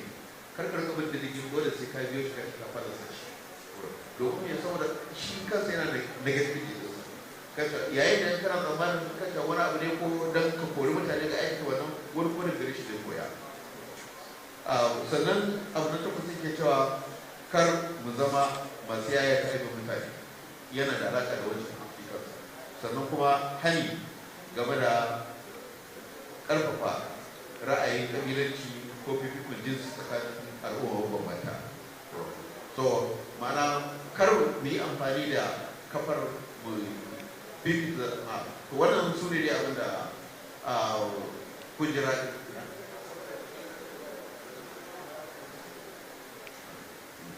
to kamar yadda wannan na tara yana da muhimmanci kwarai mana har ne game da ra'ayin kabilanci ko fifikon jinsi a tsakanin al'umma mabambanta. So abin da wannan ayar kan da take wani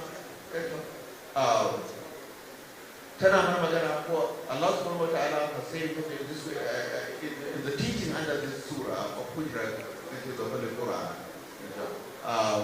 It says that we should not promote individualism, or we should not promote tribalistic sentiments or tribalism and so on. So Allah subhanahu wa ta'ala abhors us and He warns us that we should not do something like this. And actually, we take social media platform nowadays as a platform that we usually push our tribalistic ego and so on. So actually, this is not an act which has been encouraged by the Holy Quran or by the teaching of the Holy Islam or Muslims. So actually, kind of me amfani da social media ta hanyar nuna kabilanci da wariya da komai da makamantarsu. Wannan ɗabi'a ce ta pre-Islamic or pre-civilization, ɗabi'a ce dabbanci. Domin ɗan adam da Allah ya halice shi ya sanya masa misalin wani sarki yana kallon duk wata jama'a idan ba jama'a sa ba da irin kaskarci yana ganin fatakai misalin kamar ba yana ganin su kaɗai su ne mutane kan cewa sauran dukkan mutane kuma ba misalin mutane ba ne da su da karzawi kashi a cikin littafin al'adar wal haram da islam ya yi waɗannan misalin magana ya ba da misali ita ta karuwa da kuma kamar misalin the Aztecs wanda suka cewa mazauna yankin America red Indians kan cewa a culture ɗinsu abin da suna kallon sun zaɓaɓɓun halitta ne na Allah wanda Allah ya halitta su domin a koyi musu duk wata al'umma duniya ba kai su ba ko kada kiran Brahmis da makwarto to in kada ke da samson ko ana kasar yanzu misali kashe bahaushe yana kallon kashewa duk wani kabila ba bahaushe wani kai ba ma ya kira ka mutum wani yare yake cewa ko kaza ne ko abin da dinsu to duka irin wannan da musulunci zo sai yayi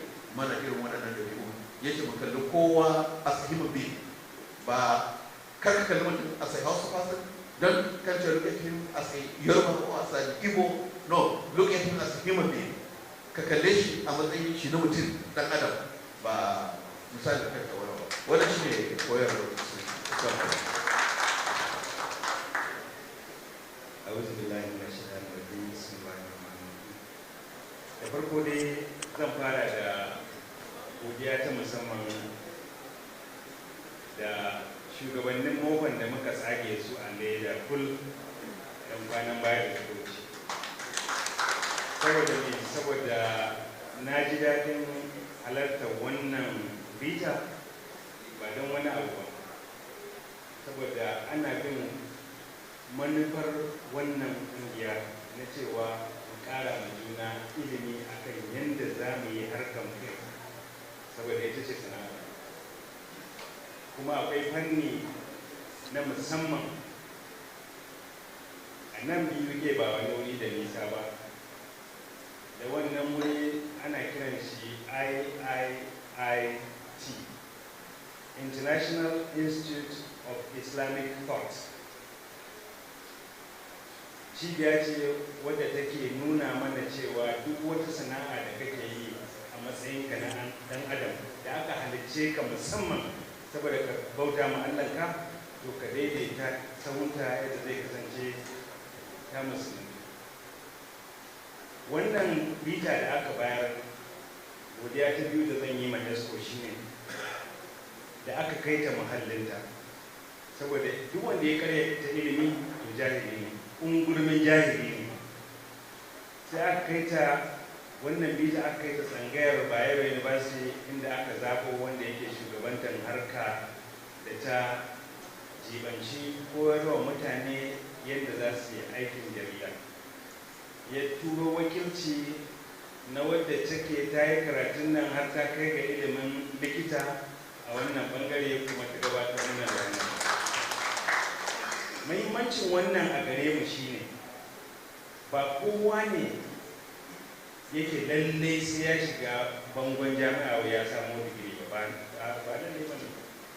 Wannan bita da muke yi, in ka shigo a matsayin jahili na mataki 9, to na tabbatar da an daga ka sauko daga 9 nan ka sauko 8, saboda ka fahimci wani abu a yadda zaka ilmantu na yadda za ka yi amfani da wannan abu da ta fara bude mana fage da cewa social media fa ya zo ya zauna ne daram ba wani wanda ya isa ba mahalukin da zai kusa da shi, saboda karyatar da zamani to kamar karyatar da a furuci ne na Allah subhanahu wa ta'ala.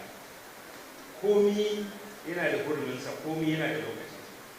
To alhamdulillahi, a cikin abubuwan da ta zayyana mana na yadda za mu san menene mahimmancin, farko dai me ma'anan social media, menene mahimmancin ta, kuma ta ina ne za ta taimaka mana a matsayinmu na masu harkar fim. Ta bi mana wannan, ba ta fito ƙwararro ta haɗa abin nan da harkar fim ba, amma duk mai hankali ya san cewa dukkan kunan da kuke nan, kowannen ku ambasado ne na harkar fim, saboda duk inda ka shiga ana maka kallon dan fim, ka zama ambasado da take. To ba za ka yi wakilci ba idan baka cika wakili ba, kuma me zai cikar da kai wakili a matsayin ƙungiyar MOPPAN? Ka ilmantu a wannan harkar taka. Saboda haka idan muka duba abubuwa guda 4 da ta zayyana mana na cewa makasudin social media shine na farko mai sharing din abu, ina da abu kaza amma yana so wance da wani abun nan. Shi yasa za ga tun lokacin da muke da mujalla ta Duniya Film ko Film Magazine ne, za ka ji duk wani dan fim da ya ansa sunan shi dan fim zai ce ya ci harkar fim don yi ilmantar. To kun ga wannan sharing din yana cikin manufa tamu da muke shigowa wannan industry domin mu ilmantar da al'umma. Kuma in ka samu ilimi, dole sai ka faɗakar da wanda bai san abin da kake da shi a matsayin ilimin ba, sannan ne zai amfani al'umma. So sharing din nan shine abu da ta faɗa na farko. Na biyu kuma ta ce learning, ta kafarta za ka iya kowa, saboda haka ba sai mun je jami'a ba. Sannan ta kafarta kuma za mu yi interacting, za mu samu musabaha tsakaninmu, kuma a ta wajen musabaha nan muna ƙarar ilmantar da juna ne. Sannan na 4 ta ce kasuwantarwa. To yanzu a e-knowledge, a e-commerce, bayan da za a yi a ce ba mu rungumo yana abubuwa guda 4 da ta rattaba mana na makasudin social media. To ko wannan muka ɗauka muka fita da shi yadda ɗansu yake cewa take away din nan, zan ce alhamdulillah mun samu karuwa. Saboda karancin lokaci nake fatan cewa wannan ilimin da muka samu daga Dr. Nura Ibrahim da wakiliyar shi Dr. Rukayya Yusuf Aliyu zai amfani mu, kuma zai inganta yadda za mu dinga aiwatar da harkar ta kasuwanci ga wannan fanni na Kano. Thank you very much.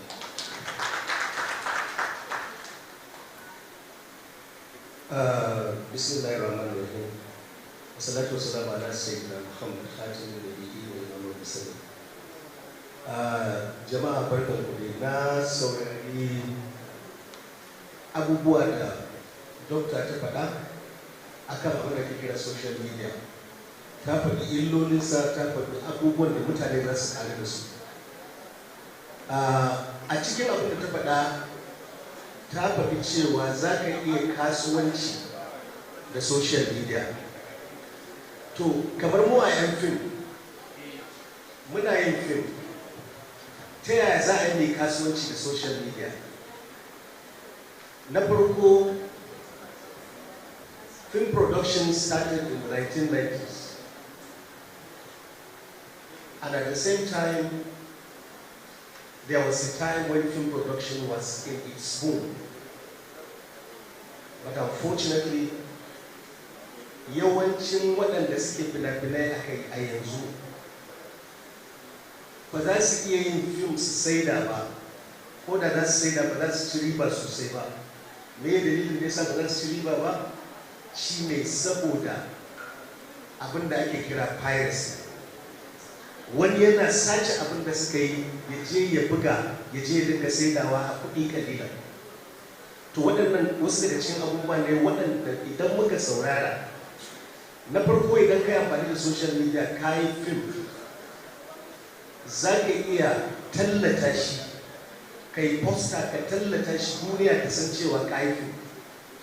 Sannan banda wannan, akwai wuraren da za ka iya sai da waɗannan abubuwan da ka yi, ba sai ka je kasuwa ka sai da ba. Wato akwai platforms wanda za ka iya sai da duk abin da ka yi. Kamar misali idan ka yi film ko kai series ne, ko kai feature film ko documentary ne, akwai inda za ka je ka sai shi. Yawanci mutane sun fi sanin abin da ake kira YouTube. Za a ga kusan kowa duk wanda yake film making yana YouTube. Ɗaya daga cikin abin da ta faɗa shine za ka iya kasuwanci da shi. To mu ma a matsayinmu na filmmakers za mu iya kasuwanci da wannan platform na social media. Na farko akwai inda za ka iya sai da waɗannan abubuwa da yawa. Na farko akwai wani platform da ake kira Amazon. Amazon din nan za ka iya kai fim ɗinka a siya kuma ka siyar sannan ka samu kuɗi. Akwai yadda ake kira iTunes. iTunes din nan shi ma a America yake, amma su ba su karɓar gurɓataccen abin da kai, sai ainihin ka tabbatar da ingancinsa sannan za ka iya sai da shi. Sannan banda wannan akwai abin da ake kira Vimeo.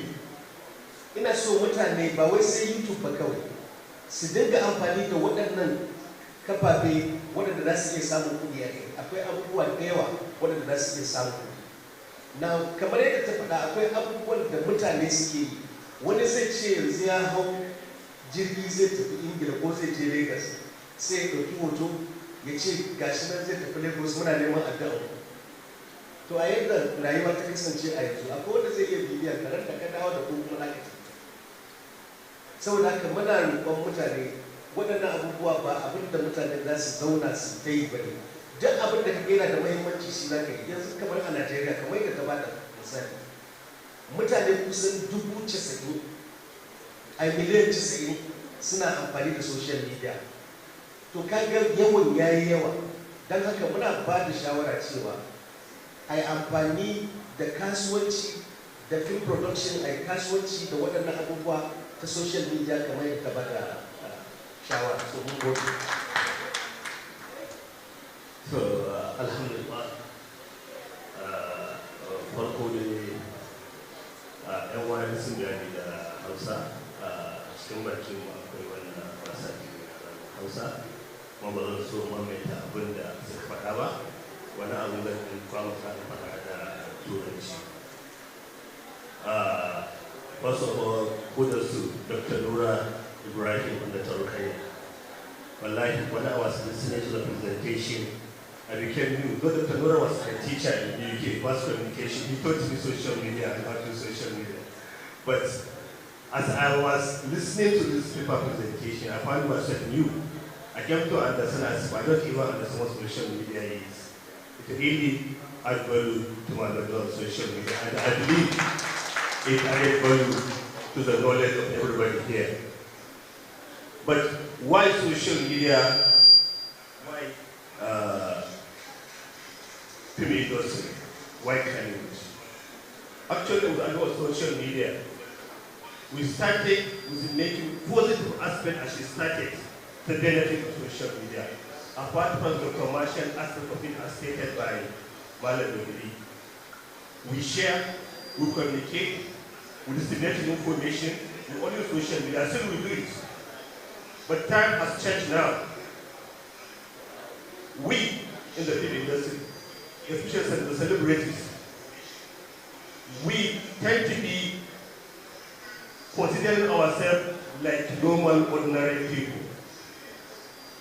We send the messages the way ordinary people who are not in filmmaking industry, who are not celebrities, who do not communicate information to the large populace do, which is wrong. The main problem right now in Kannywood, or I can even say in the Nigerian film industry, is the nuisance of social media. It's poor use, poor application, poor expression of information using social media, especially our celebrities. Right now in Kano, in the space of 1 or 2 weeks, we have serious cases. A celebrity attacked a renowned ulama, or Mawman Daurawa. He preached, he was talking of what the worldly materials, what are they, how important they are, what do we look for. She attacked him, saying that she was on him, using social media. The case is still not going on. From there, we have quite a number of our celebrities disseminating new information, disseminating immorality. And what happened, there are very few of them doing this, but the society in general, you know, our culture here, especially the Hausa Islamic culture, is very immoral. We don't tolerate immorality. We don't tolerate nude pictures, nude activities, or anything to do with immoral activities. So as such now, I'm trying to give us the reason why we decided to pick the topic social media. Because it's the main problem right now in Kannywood. So we want before we take action, before the regulatory agencies take action, before enforcement agencies take action, before establish association and youth take action, I think it's our responsibility to call the practitioners and give them the basic of social media. Now we are convinced, as I'm talking now, we are streaming online. People listening outside are one of the people here. So I believe now we moved the knowledge to the practitioners on how to use social media. What are the benefits? What are the ills? But after getting the knowledge now, how can you control it? That's why we moved to collaborate with National Film and Video Censor Board. A single parastatal that regulates filmmaking in Nigeria. That regulates not only filmmaking, that regulates the business of any motion picture in Nigeria. Remember our name, motion picture practitioners. And that regulates movement every motion picture. Why I say this? Because you don't have to be a filmmaker to take a video and disseminate it out.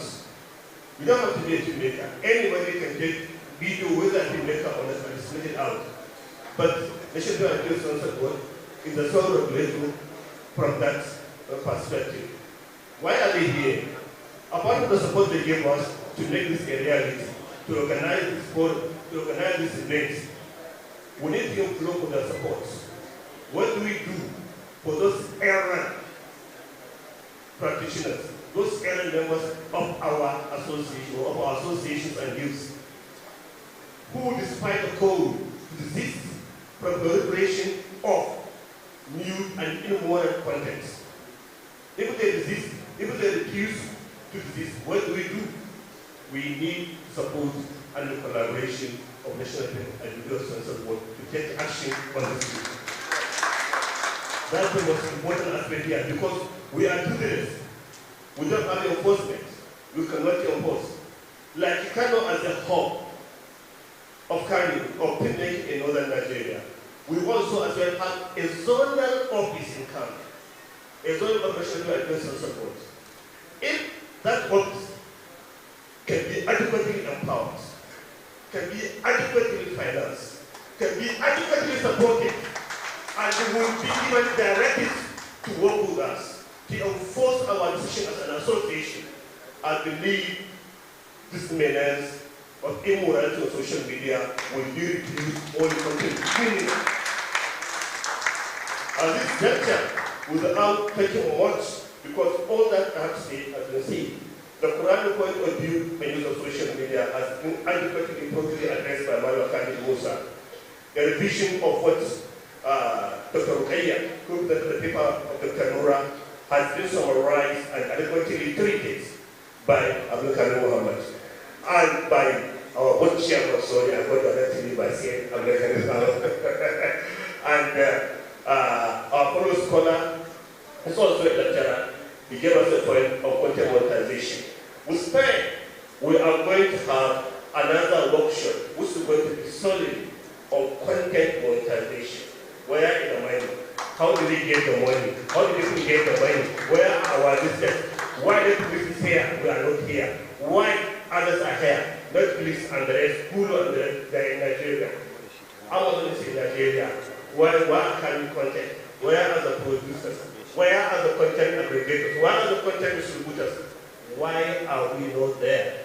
The next section will find out why and something. With this, I employ the indulgence of the Executive Secretary, National Ideas and Support, in the person of Ahlaji Adedaya Thomas, to please consider our request, come to our rescue, empower us, protect us, and empower us. Thank you. Thank you so much. A sounding applause to all the panelists. At this point, we are gradually coming to the last part of this event, and I'm humbly my destiny, I waited patiently.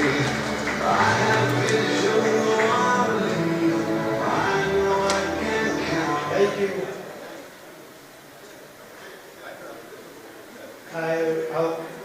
At this point, I will invite the chairman of the occasion, who is no other than the Executive Director, National Film and Video Census Board, Alhaji Adebayo Thomas, for a special speech.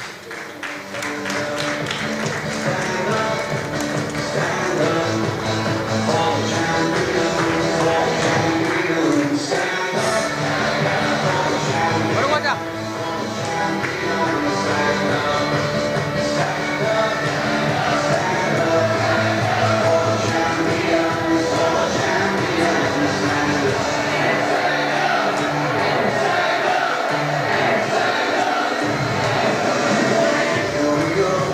It's getting close.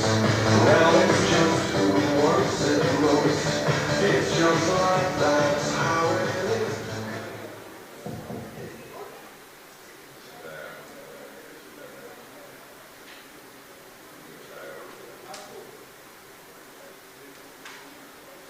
Assalamu alaikum, Jaman.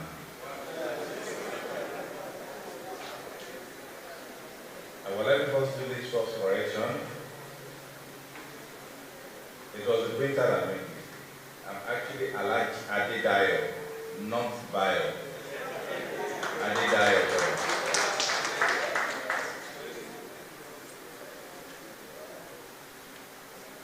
Adedayo means the crown becomes joy. Adebayo means the crown meets joy. So it's Adedayo, not Adedayo. Well, it's another beautiful today. We thank Almighty Allah for giving us this platform. And let me first congratulate the leadership of MOPPAN.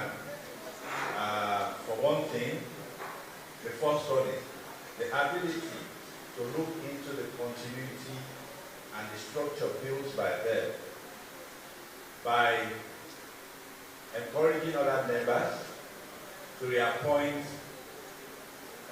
my brother, my colleague, Dr. Sari, for the second time as the president of MOPPAN. It's a good sign of leadership.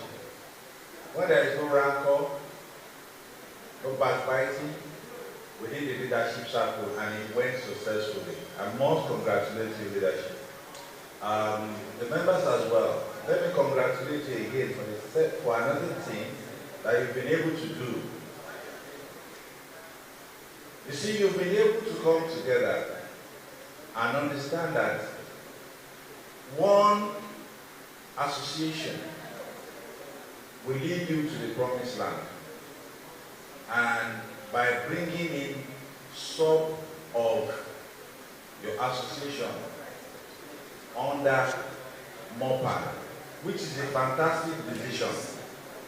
And that is why National Film and Video Census Board has granted MOPPAN as a professional association recognized by us, where we have actors, actresses, filmmakers in terms of producers, we have directors, we have scriptwriters, we have creative designers, under one umbrella called MOPPAN. It gives the federal government an outlook of saying, when we're looking at the North, which association has credible leaders that we can deal with. But when the federal government is placed, or people like us at NFVC is placed with too many from a particular region, then it becomes a problem. So from that point, people who are not in the industry will go behind and take what belongs to you because you are divided already. In the West, aside from MOPPAN in the North, it's only Tampa. Tampa equally has the same structure like MOPPAN. So it's easier for us. Yesterday I was with them on this same issue. They had it in Lagos. So immediately from Lagos I have to go to the airport to rush down here. Because I can't afford this, although the North is my second home. So I cannot afford to miss this. So it gives them a good structure to talk with one voice. We have 18 professional associations. From about 1,000 plus, we've been able to condense it to 18. And we're still looking forward to condense it to a smaller number, so that the federal government will actually know those who are working. On another congratulatory message, which I have for you before moving into what we're here to do, is the fact that the state government, the governor has been able to recognize you as an association, and from the information I had, one of you has been appointed as SC or PA. SC, yeah, on the creative industry, which is a beautiful one for you. Having to government from the state level recognize that. And I must congratulate you too for doing a wonderful job that the government has recognized. If we're talking about this, is the best time we could talk about this issue, because you are now united and under one umbrella. If Dr. Sarini is not doing what is right now, the leadership will look into it. Then all of us should be patient. When next election comes, it will be voted out. There will always be crisis in a home of even husband and wife without a child. They will have crisis. So when the child comes in, it becomes more crisis. When another one comes in, it becomes more. So we always have crisis, but we should know how to manage crisis and resolve it. Instead of going out to say, okay, We are not doing MOPPAN again, we're registering another association. We are bringing the entire region backward. You wait patiently. But how do you get that? How do you make the association stronger?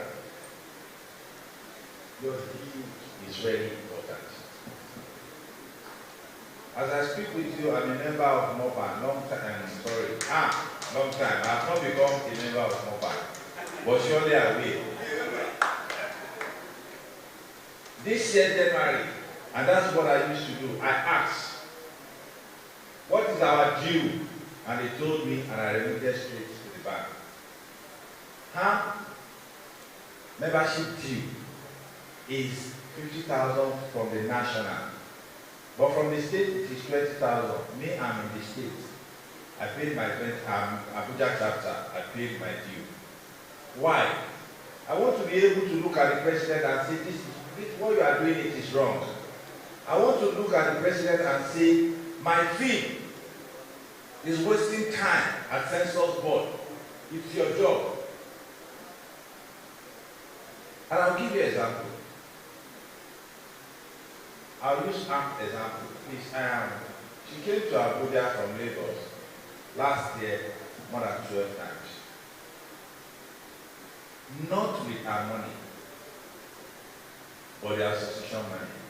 And not with the fact that she's a fee maker, not her fee.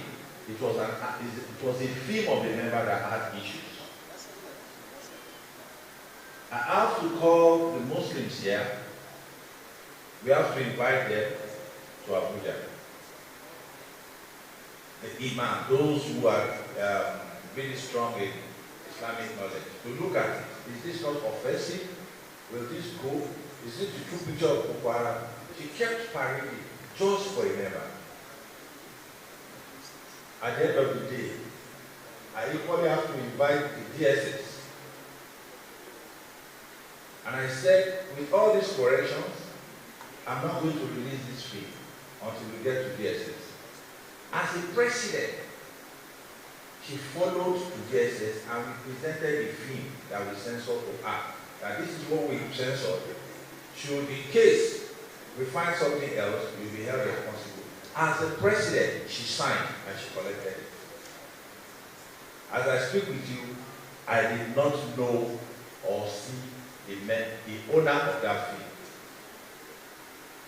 Why was that person able to do that? Because he's a financial member. If you wait on us to give you money, government funding is not sufficient. We can only collaborate and educate ourselves on some certain things. But if you make your association stronger as a member by paying your financial due, which government is not collecting, you make that association stronger. Because the point is this: whoever gives you food, you cannot dictate to him. You cannot. But you can dictate, you can tell the government, we are the owner of this job. We're not speaking for money, but this policy, we need it. You tell us what to do. We're not supposed to be telling you what to do. In a situation where we feed or anybody feeds you, it dictates your life. That's not professionalism. So now looking into this, you had the recent accusation. True or not? What have we been able to do in terms of our moral, our culture, when it comes to film production, starting from scripts, right? You heard they said, we all have culture. Aside from religion, I've not seen that particular place in Africa that did not have culture. And I will prove it to you. But before going further, we must be able to give somebody a sound applause for taking us through some certain things that even I did not know. She's thorough She's sound. She's one of your best that I've ever seen talking. And that's the guest lecturer that finished up. That's your pride. And so keep protecting your pride any day, anytime. Congratulations, madam. Going further, the issue we are discussing, the issue that rates so much now is rituals. Rituals by English or in English. It's a concept of the traditionalist or society culture. I will stand as a Muslim that it's a ritual for me that I must pray 5 times daily. But the misconception of that ritual is the human ritual. If I'm praying 5 times daily, it did not involve sacrificing human beings to make money. If the Yorubas are practicing Ifa religion or whatsoever, it does not mean they have to use human beings as rituals. So looking at it from that, but what affects the eye affects the body. The only part of our system, our entire self, that carries us every day is the head. When the head is gone, the body is nowhere. And that is why when we have headache, it's like stomach is troubling us, leg is paining us, because the head carries all the body. So we cannot separate the culture in Nigeria. When this issue comes in, it affects all of us. It could happen, why? Because it could happen to an Hausa man in Lagos. It could happen to a Yoruba man in the east. And an Igbo man can be affected in another way in the north. So it affects all of us, and that is the more reason why we must discuss it. Some said, well, soon we're going to be called to explain at the National Assembly about what we do at the NFVCB in terms of rituals, in terms of popular culture and tradition. But then, we must find the facts. Is it entirely the problem of the film industry, of you people, that caused this in the society? I don't know if you need to give me the answer.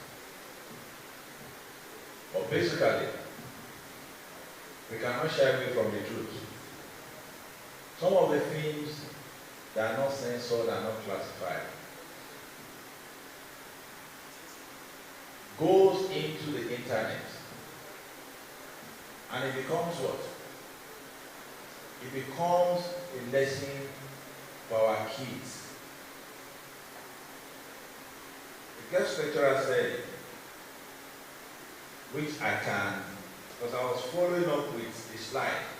So I don't understand Hausa, but when I follow the slide and I pick one of the things I can relate to, there's the issue of kids carrying phones. It's our responsibility. How? Not as a filmmaker, but as a parent. You must be able to look into what your child is watching and play. It's using the phone, you use your money to buy. When you look on DSTV and the other phone has restrictions. You should be able to look at it from that perspective. Put in your restrictions before you give those things to your children. At home, don't say you bought TV, they should be watching film. No! There are a couple of films too that are being shown that are not censored. And there are a couple of films that are being shown when your children are home. That is not supposed to be shown at that period. It's supposed to be at night. Parental responsibility, we've lost it, not as a filmmaker or as a parent or guardian. That's number one. Then two, Kano has one thing, and I think it's going to come to be a couple of your culture too has been bastardized. So people at times bring some films and they make reference to those films that is being produced by northerners. And as a Muslim, to the little I know, those things are wrong. Those things are not culturally from the north or Islamically coming from the north. But the producers find a way and send it viral without us knowing. It's a difficult task to pick on the internet speaks to bring down some certain things. But then we are working well with YouTube, Google, who is the owner of YouTube, to bring down some certain things. And we're going to be harder soon to let them know that uncensored film should not be accepted in YouTube. But then I'll say it loudly. I praise the governor when he appointed one of you as his essay to look into it. But I'm still repeating it and I'll keep on repeating it. Take it home. I've said it. Carbon Censors Board has done a lot of damages to all of you than anybody in this world.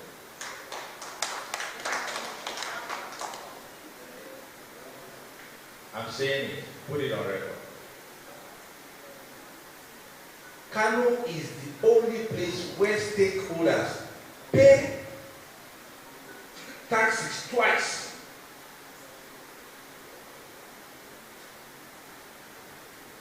All of you pay taxes twice on censorship.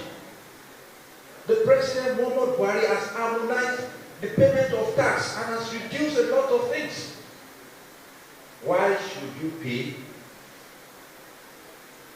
Kano Censorship Board to censor your film? And you will still pay National Film and Video Censors Board. It's a big disadvantage to you here. They don't do that in Lagos. It has no existence in Indonesia. Kaduna don't do that. Nasarawa don't do that. No state in Nigeria does that to its own creative circle, but Kano. It might not, and I'm sure it is not known to the governor. But now that you have an essay to the governor, MOPPAN should carry this through the essay to let the governor know. You don't have any reason for double taxation on censorship. So I'll bring it back to say, yes, the problem. Because it's double taxation, somebody will do his film and bastardize it, put visuals and send it without censorship. When you make life difficult for people, people will want to take the other way around. National Film, somebody took us to court, took Lagos State to court, which I'm going to give you for you to give the essay to pass to the government. A practitioner took Lagos State to court and they called us to support as witness. And for every law that has the federal government law and the state law, where there is conflict, what happened? The federal government. Thank you. The court gave judgment that Lagos State don't have the right to collect any tax for censorship from any stakeholder. And that is exactly what, yeah. That means no state in this country should collect censorship fee from anybody because NFVCB is the superior organ for regulatory agency. And what's the advantage? It makes the government, what's the disadvantage? It makes the government lose resources and face, because let me tell you, whatever you censor in Ghana cannot be used in Kaduna without National Film and Video Census Board censorship. Cannot be used in Nasarawa, cannot be used in Lagos. If you try it, bring your certificate, we'll send you to court. We'll seize it, because what is being done is that it's limiting your space of an expansion. Kano produces more than enough in all the region, but that has limited the space for people to make money and bring back to Kano and pay taxes. So you need to look at that from every angle and address it. Mr. President and the leaders of MOPPAN, is a critical issue. Now moving further, National Film and Video Census Board is an organ that regulates. The other agencies are the ones that are supposed to produce it and enhancing what you are producing. Your leadership should ask them. Because you said we should come to your aid. And from what you know and from what I know, I've always been calling on associations when issues come. Several times you come to Lagos, whether with your money, come to different Bini and things when we're discussing developmental issues. But then, we are not a grant giver. We are regulatory to provide an enabling environment and have a dialogue with you in these kind of issues. I'll plead with you again, leadership. If you want the facts and figures of what is supposed to come to the north, in terms of fee, I'll give you. But it's not domiciled in my agency. It's domiciled somewhere else, where even some of you will master. So you should be able to ask. This conference, the president has mentioned that we did what? We gave, it's a collaboration, we gave our support. We gave to the south and we gave to the east. This is to the north, no matter how little. But the north has the highest percentage of what they are giving.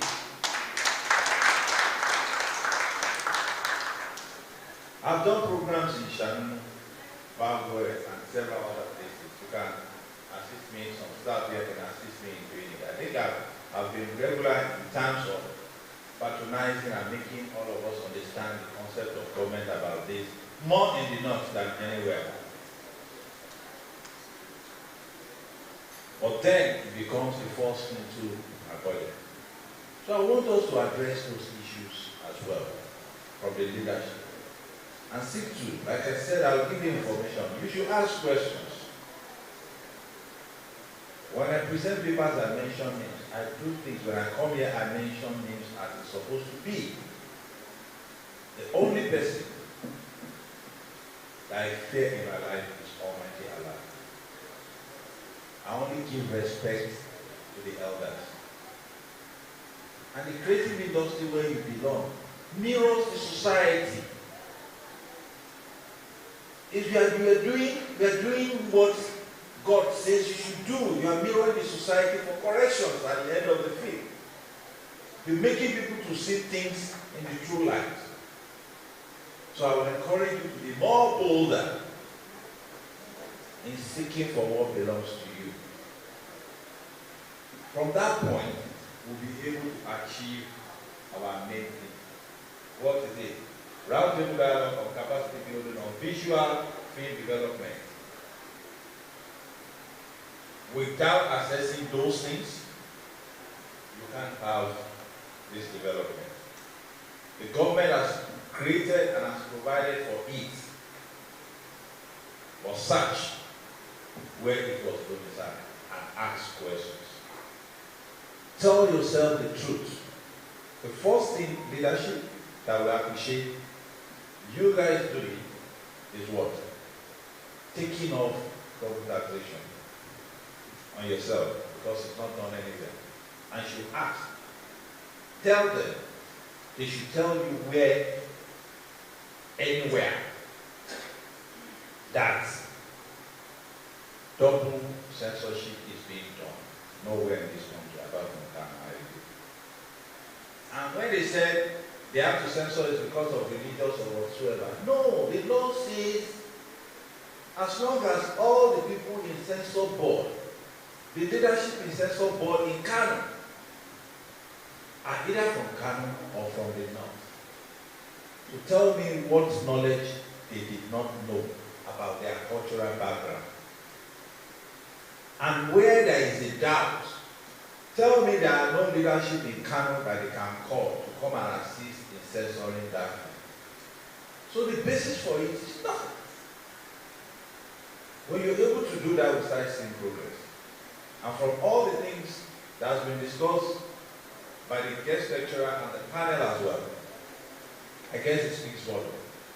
So if I delve into any other thing, I think I'll be repeating what they have said. And I even don't want to repeat it because it's like I've crammed it myself and I want to use it for myself as well to develop.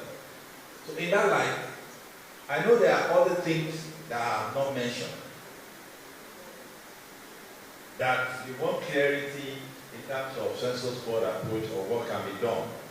I'll be delighted to answer those questions, and I'll be delighted, like my phone is like pure water. My phone is everywhere. After the panel, we exchange phones and we dialogue, but I will appreciate in most cases text message first, because I can't be carrying phones all the time. I have a very tight schedule. You pay my salary, so I'm on the scene to be doing the work that you have sent me to do. So once again, I'm very happy to be here. I will always be happy to come back to my second home. Like one of my sisters spoke, I was at she was surprised when I said I've been here. And it has always been like that everywhere I go. You hardly see Yoruba. I don't think I have one single Yoruba card, but I have more than enough Hausa card.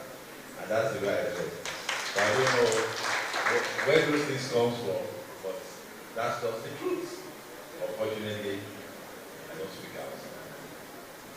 Thank you so much for having me.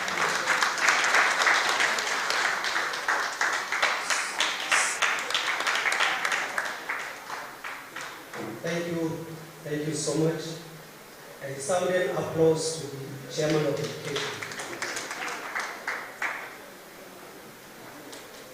Mr. Chairman, sir, on behalf of the organizers, I wish to tender our apology for the error.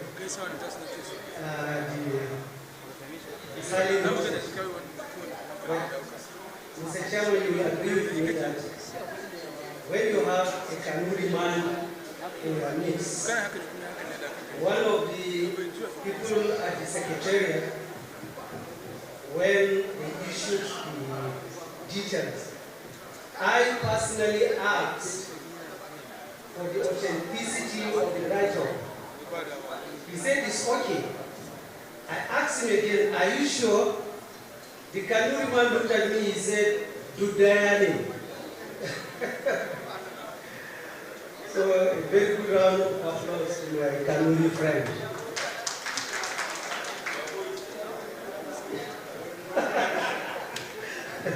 Thank you, sir. A daidai wannan lokaci mun ɗan saurari jawabi daga shugaban hukumar tax financial ta ƙasa Alhaji Adedayo Thomas, wanda kuma ya mana bayanai sosai dangane da makasudin haɗuwanmu a wannan rana ta yau. Ɗan saurara kaɗan. Kuma a daidai wannan lokaci har ila yau za mu gayyato wasu daga cikin malamai su ɗanyi bitar jawabin da shi shugaban hukumar tace fina-finai. Mr. Chairman, sir, permit me to call on some panelists to discuss your presentation. Zan kira keynote speaker ɗinmu wanda duk da bai samu halarta ba, amma an wakilce shi 100%. So zan gayyaci Dr. Nura Ibrahim zuwa kan high-table. Tare da shi zan ƙara gayyatar babban sakatare na ƙasa a MOPPAN, Malam Salisu Ma'azu, shi ma ya taho. Yanzu da nake gabatarwa, na gabatar mana da wani hamshaki kuma babban marubuci sannan darekta, wanda a daidai lokacin idan ka karanta rubutunsa ba ka bukatar sai an maka tafsiri. Malam Bala Anas ɗan dawo ka hau kan haƙƙin. Har ila yau zan gayyaci Malam Ahmad Alkanawi, shi ma ya taho kan babban tebur. Na fahimci akwai wasu waɗanda suka ɗan fita ko su ɗan kama ruwan su dawo, amma daga haka ba za mu jira su ba. Tsarin dai tun da already mun kusa zuwa ƙarshe, za mu ɗan ba da kamar mintuna 2 zuwa 3 a ɗan takaita a tattauna wannan kafin mu kai ga ƙarshen zama ɗin.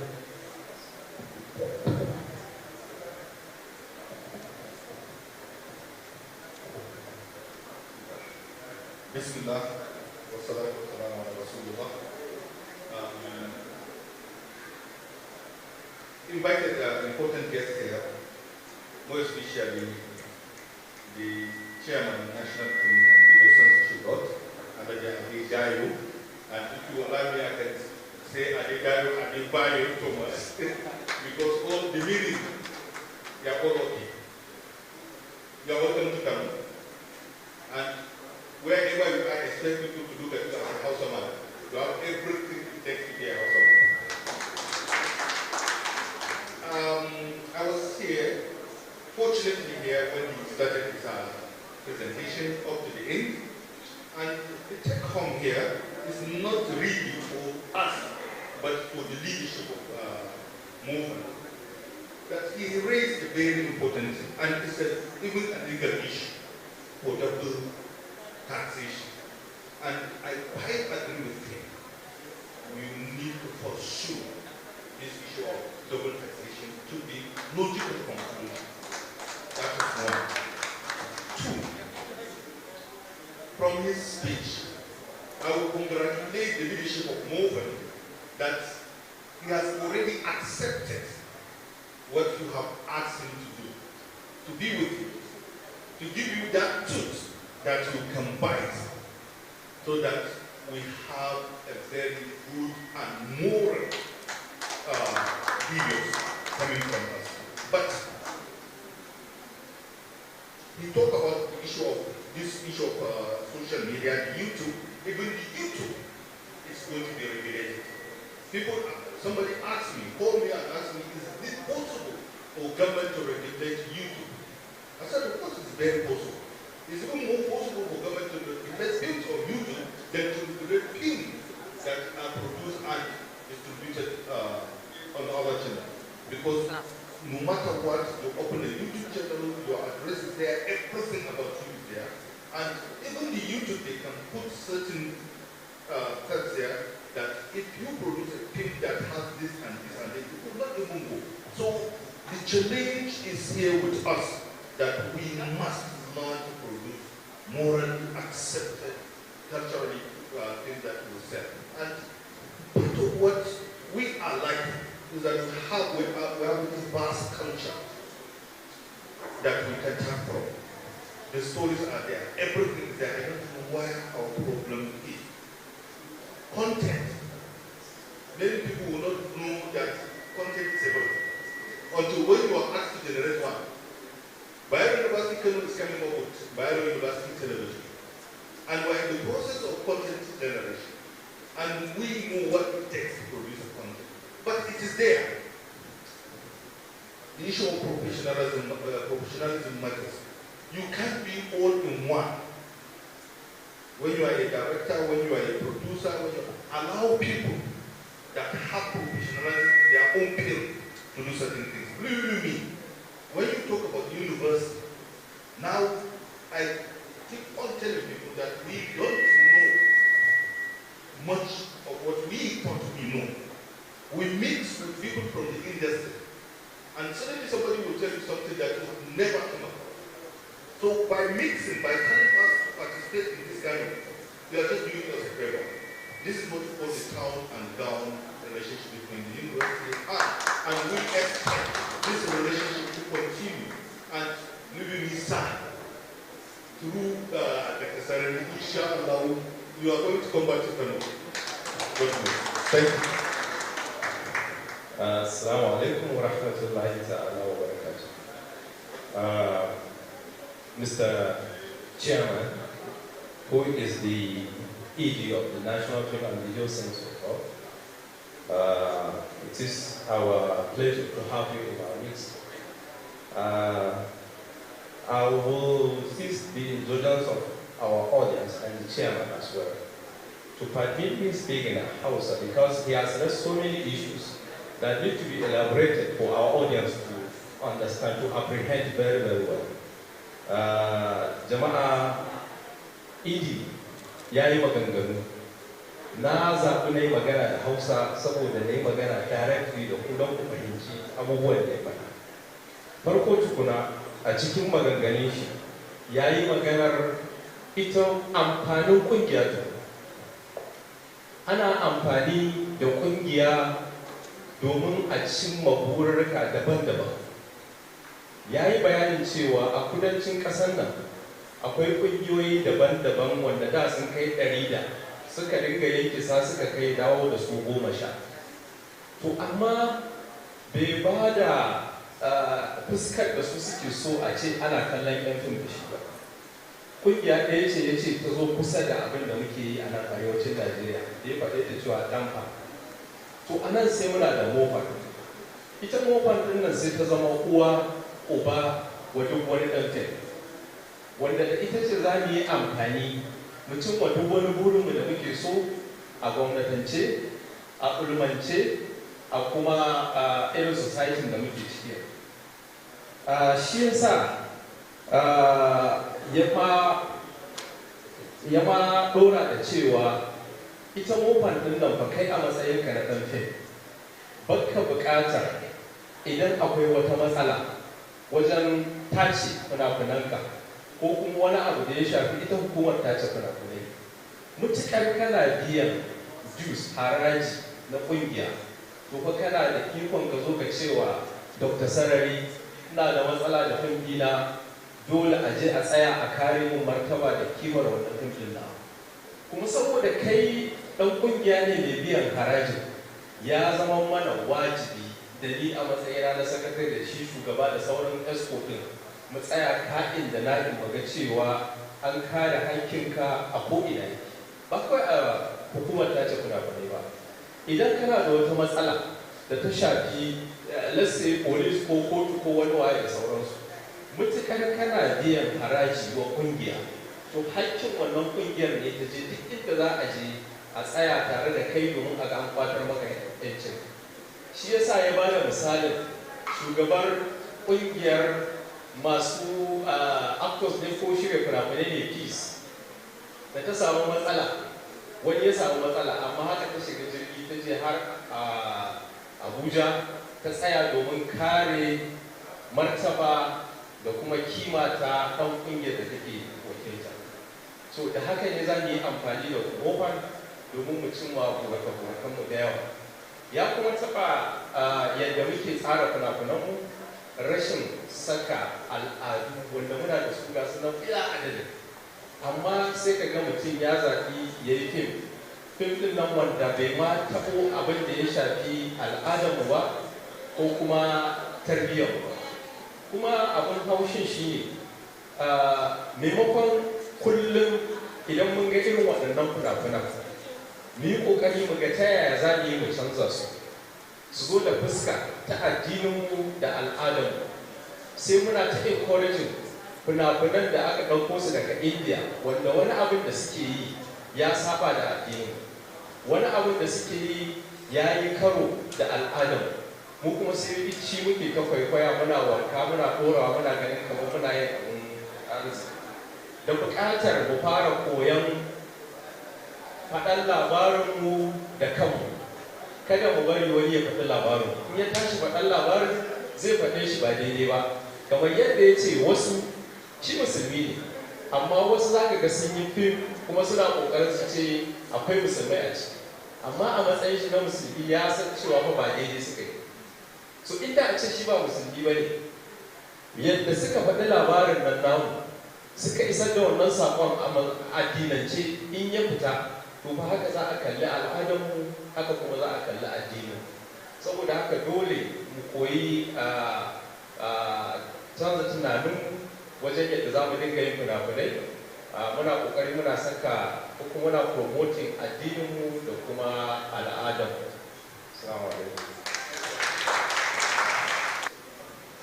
Alhamdulillah, wassalatu wassalamu ala rasulillah wa ala alihi wa sahbihi wa ala. Assalamu alaikum. So na je sallah na zo na samu presentation din, so I catch over the tail end. Sai dai a ƙarshen presentation din da na kama sai zama na samu ina magana a wajen da na interest. I think somewhere in 2000 when you want magana, and a lot of people were not happy with me when I said of our members, if there's a conflict between censorship protecting the bona fide members of our association. So amma dai an zo ana yin abin da bai kamata ba ko ba haka ba, kuma what it takes shine just to employ a lawyer and say mana son a duba dokar nan. And it is between Lagos State and fine which will be attached in the written address na ƙarar da za a kai inda ne, amma dai har yau ba a yi ba. So need to rescue the situation. What will National Youth and Business Board will do to support some individuals if they rise to Probably will define this question to the time. Meanwhile, permit me. Assalamu alaikum once again. I have had I am forced to come in because I have to contribute and I have a message to what our distinguished chairman of the occasion has said, and I would like to add something to what Mala Ahmad Al-Kanawi has said. Let me start with Mala Ahmad Al-Kanawi. He raised a very good question. It's not that one is not interested in protecting the interests of his members. It is because what's going on in Kano today is the issue of divider rules. They create new associations, they empower them whenever they decide to challenge them, that's one. If you could remember Mada Ahmad Kanawi, in 2008, me and you were the first one we took Kano State government, Kano State Support to court.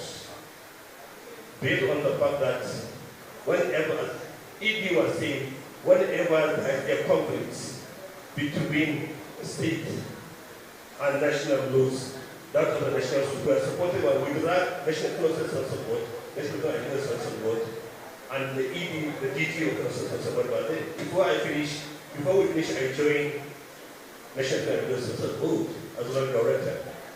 Later, the leadership came in, could not continue with the case. This was what we can do that again. Once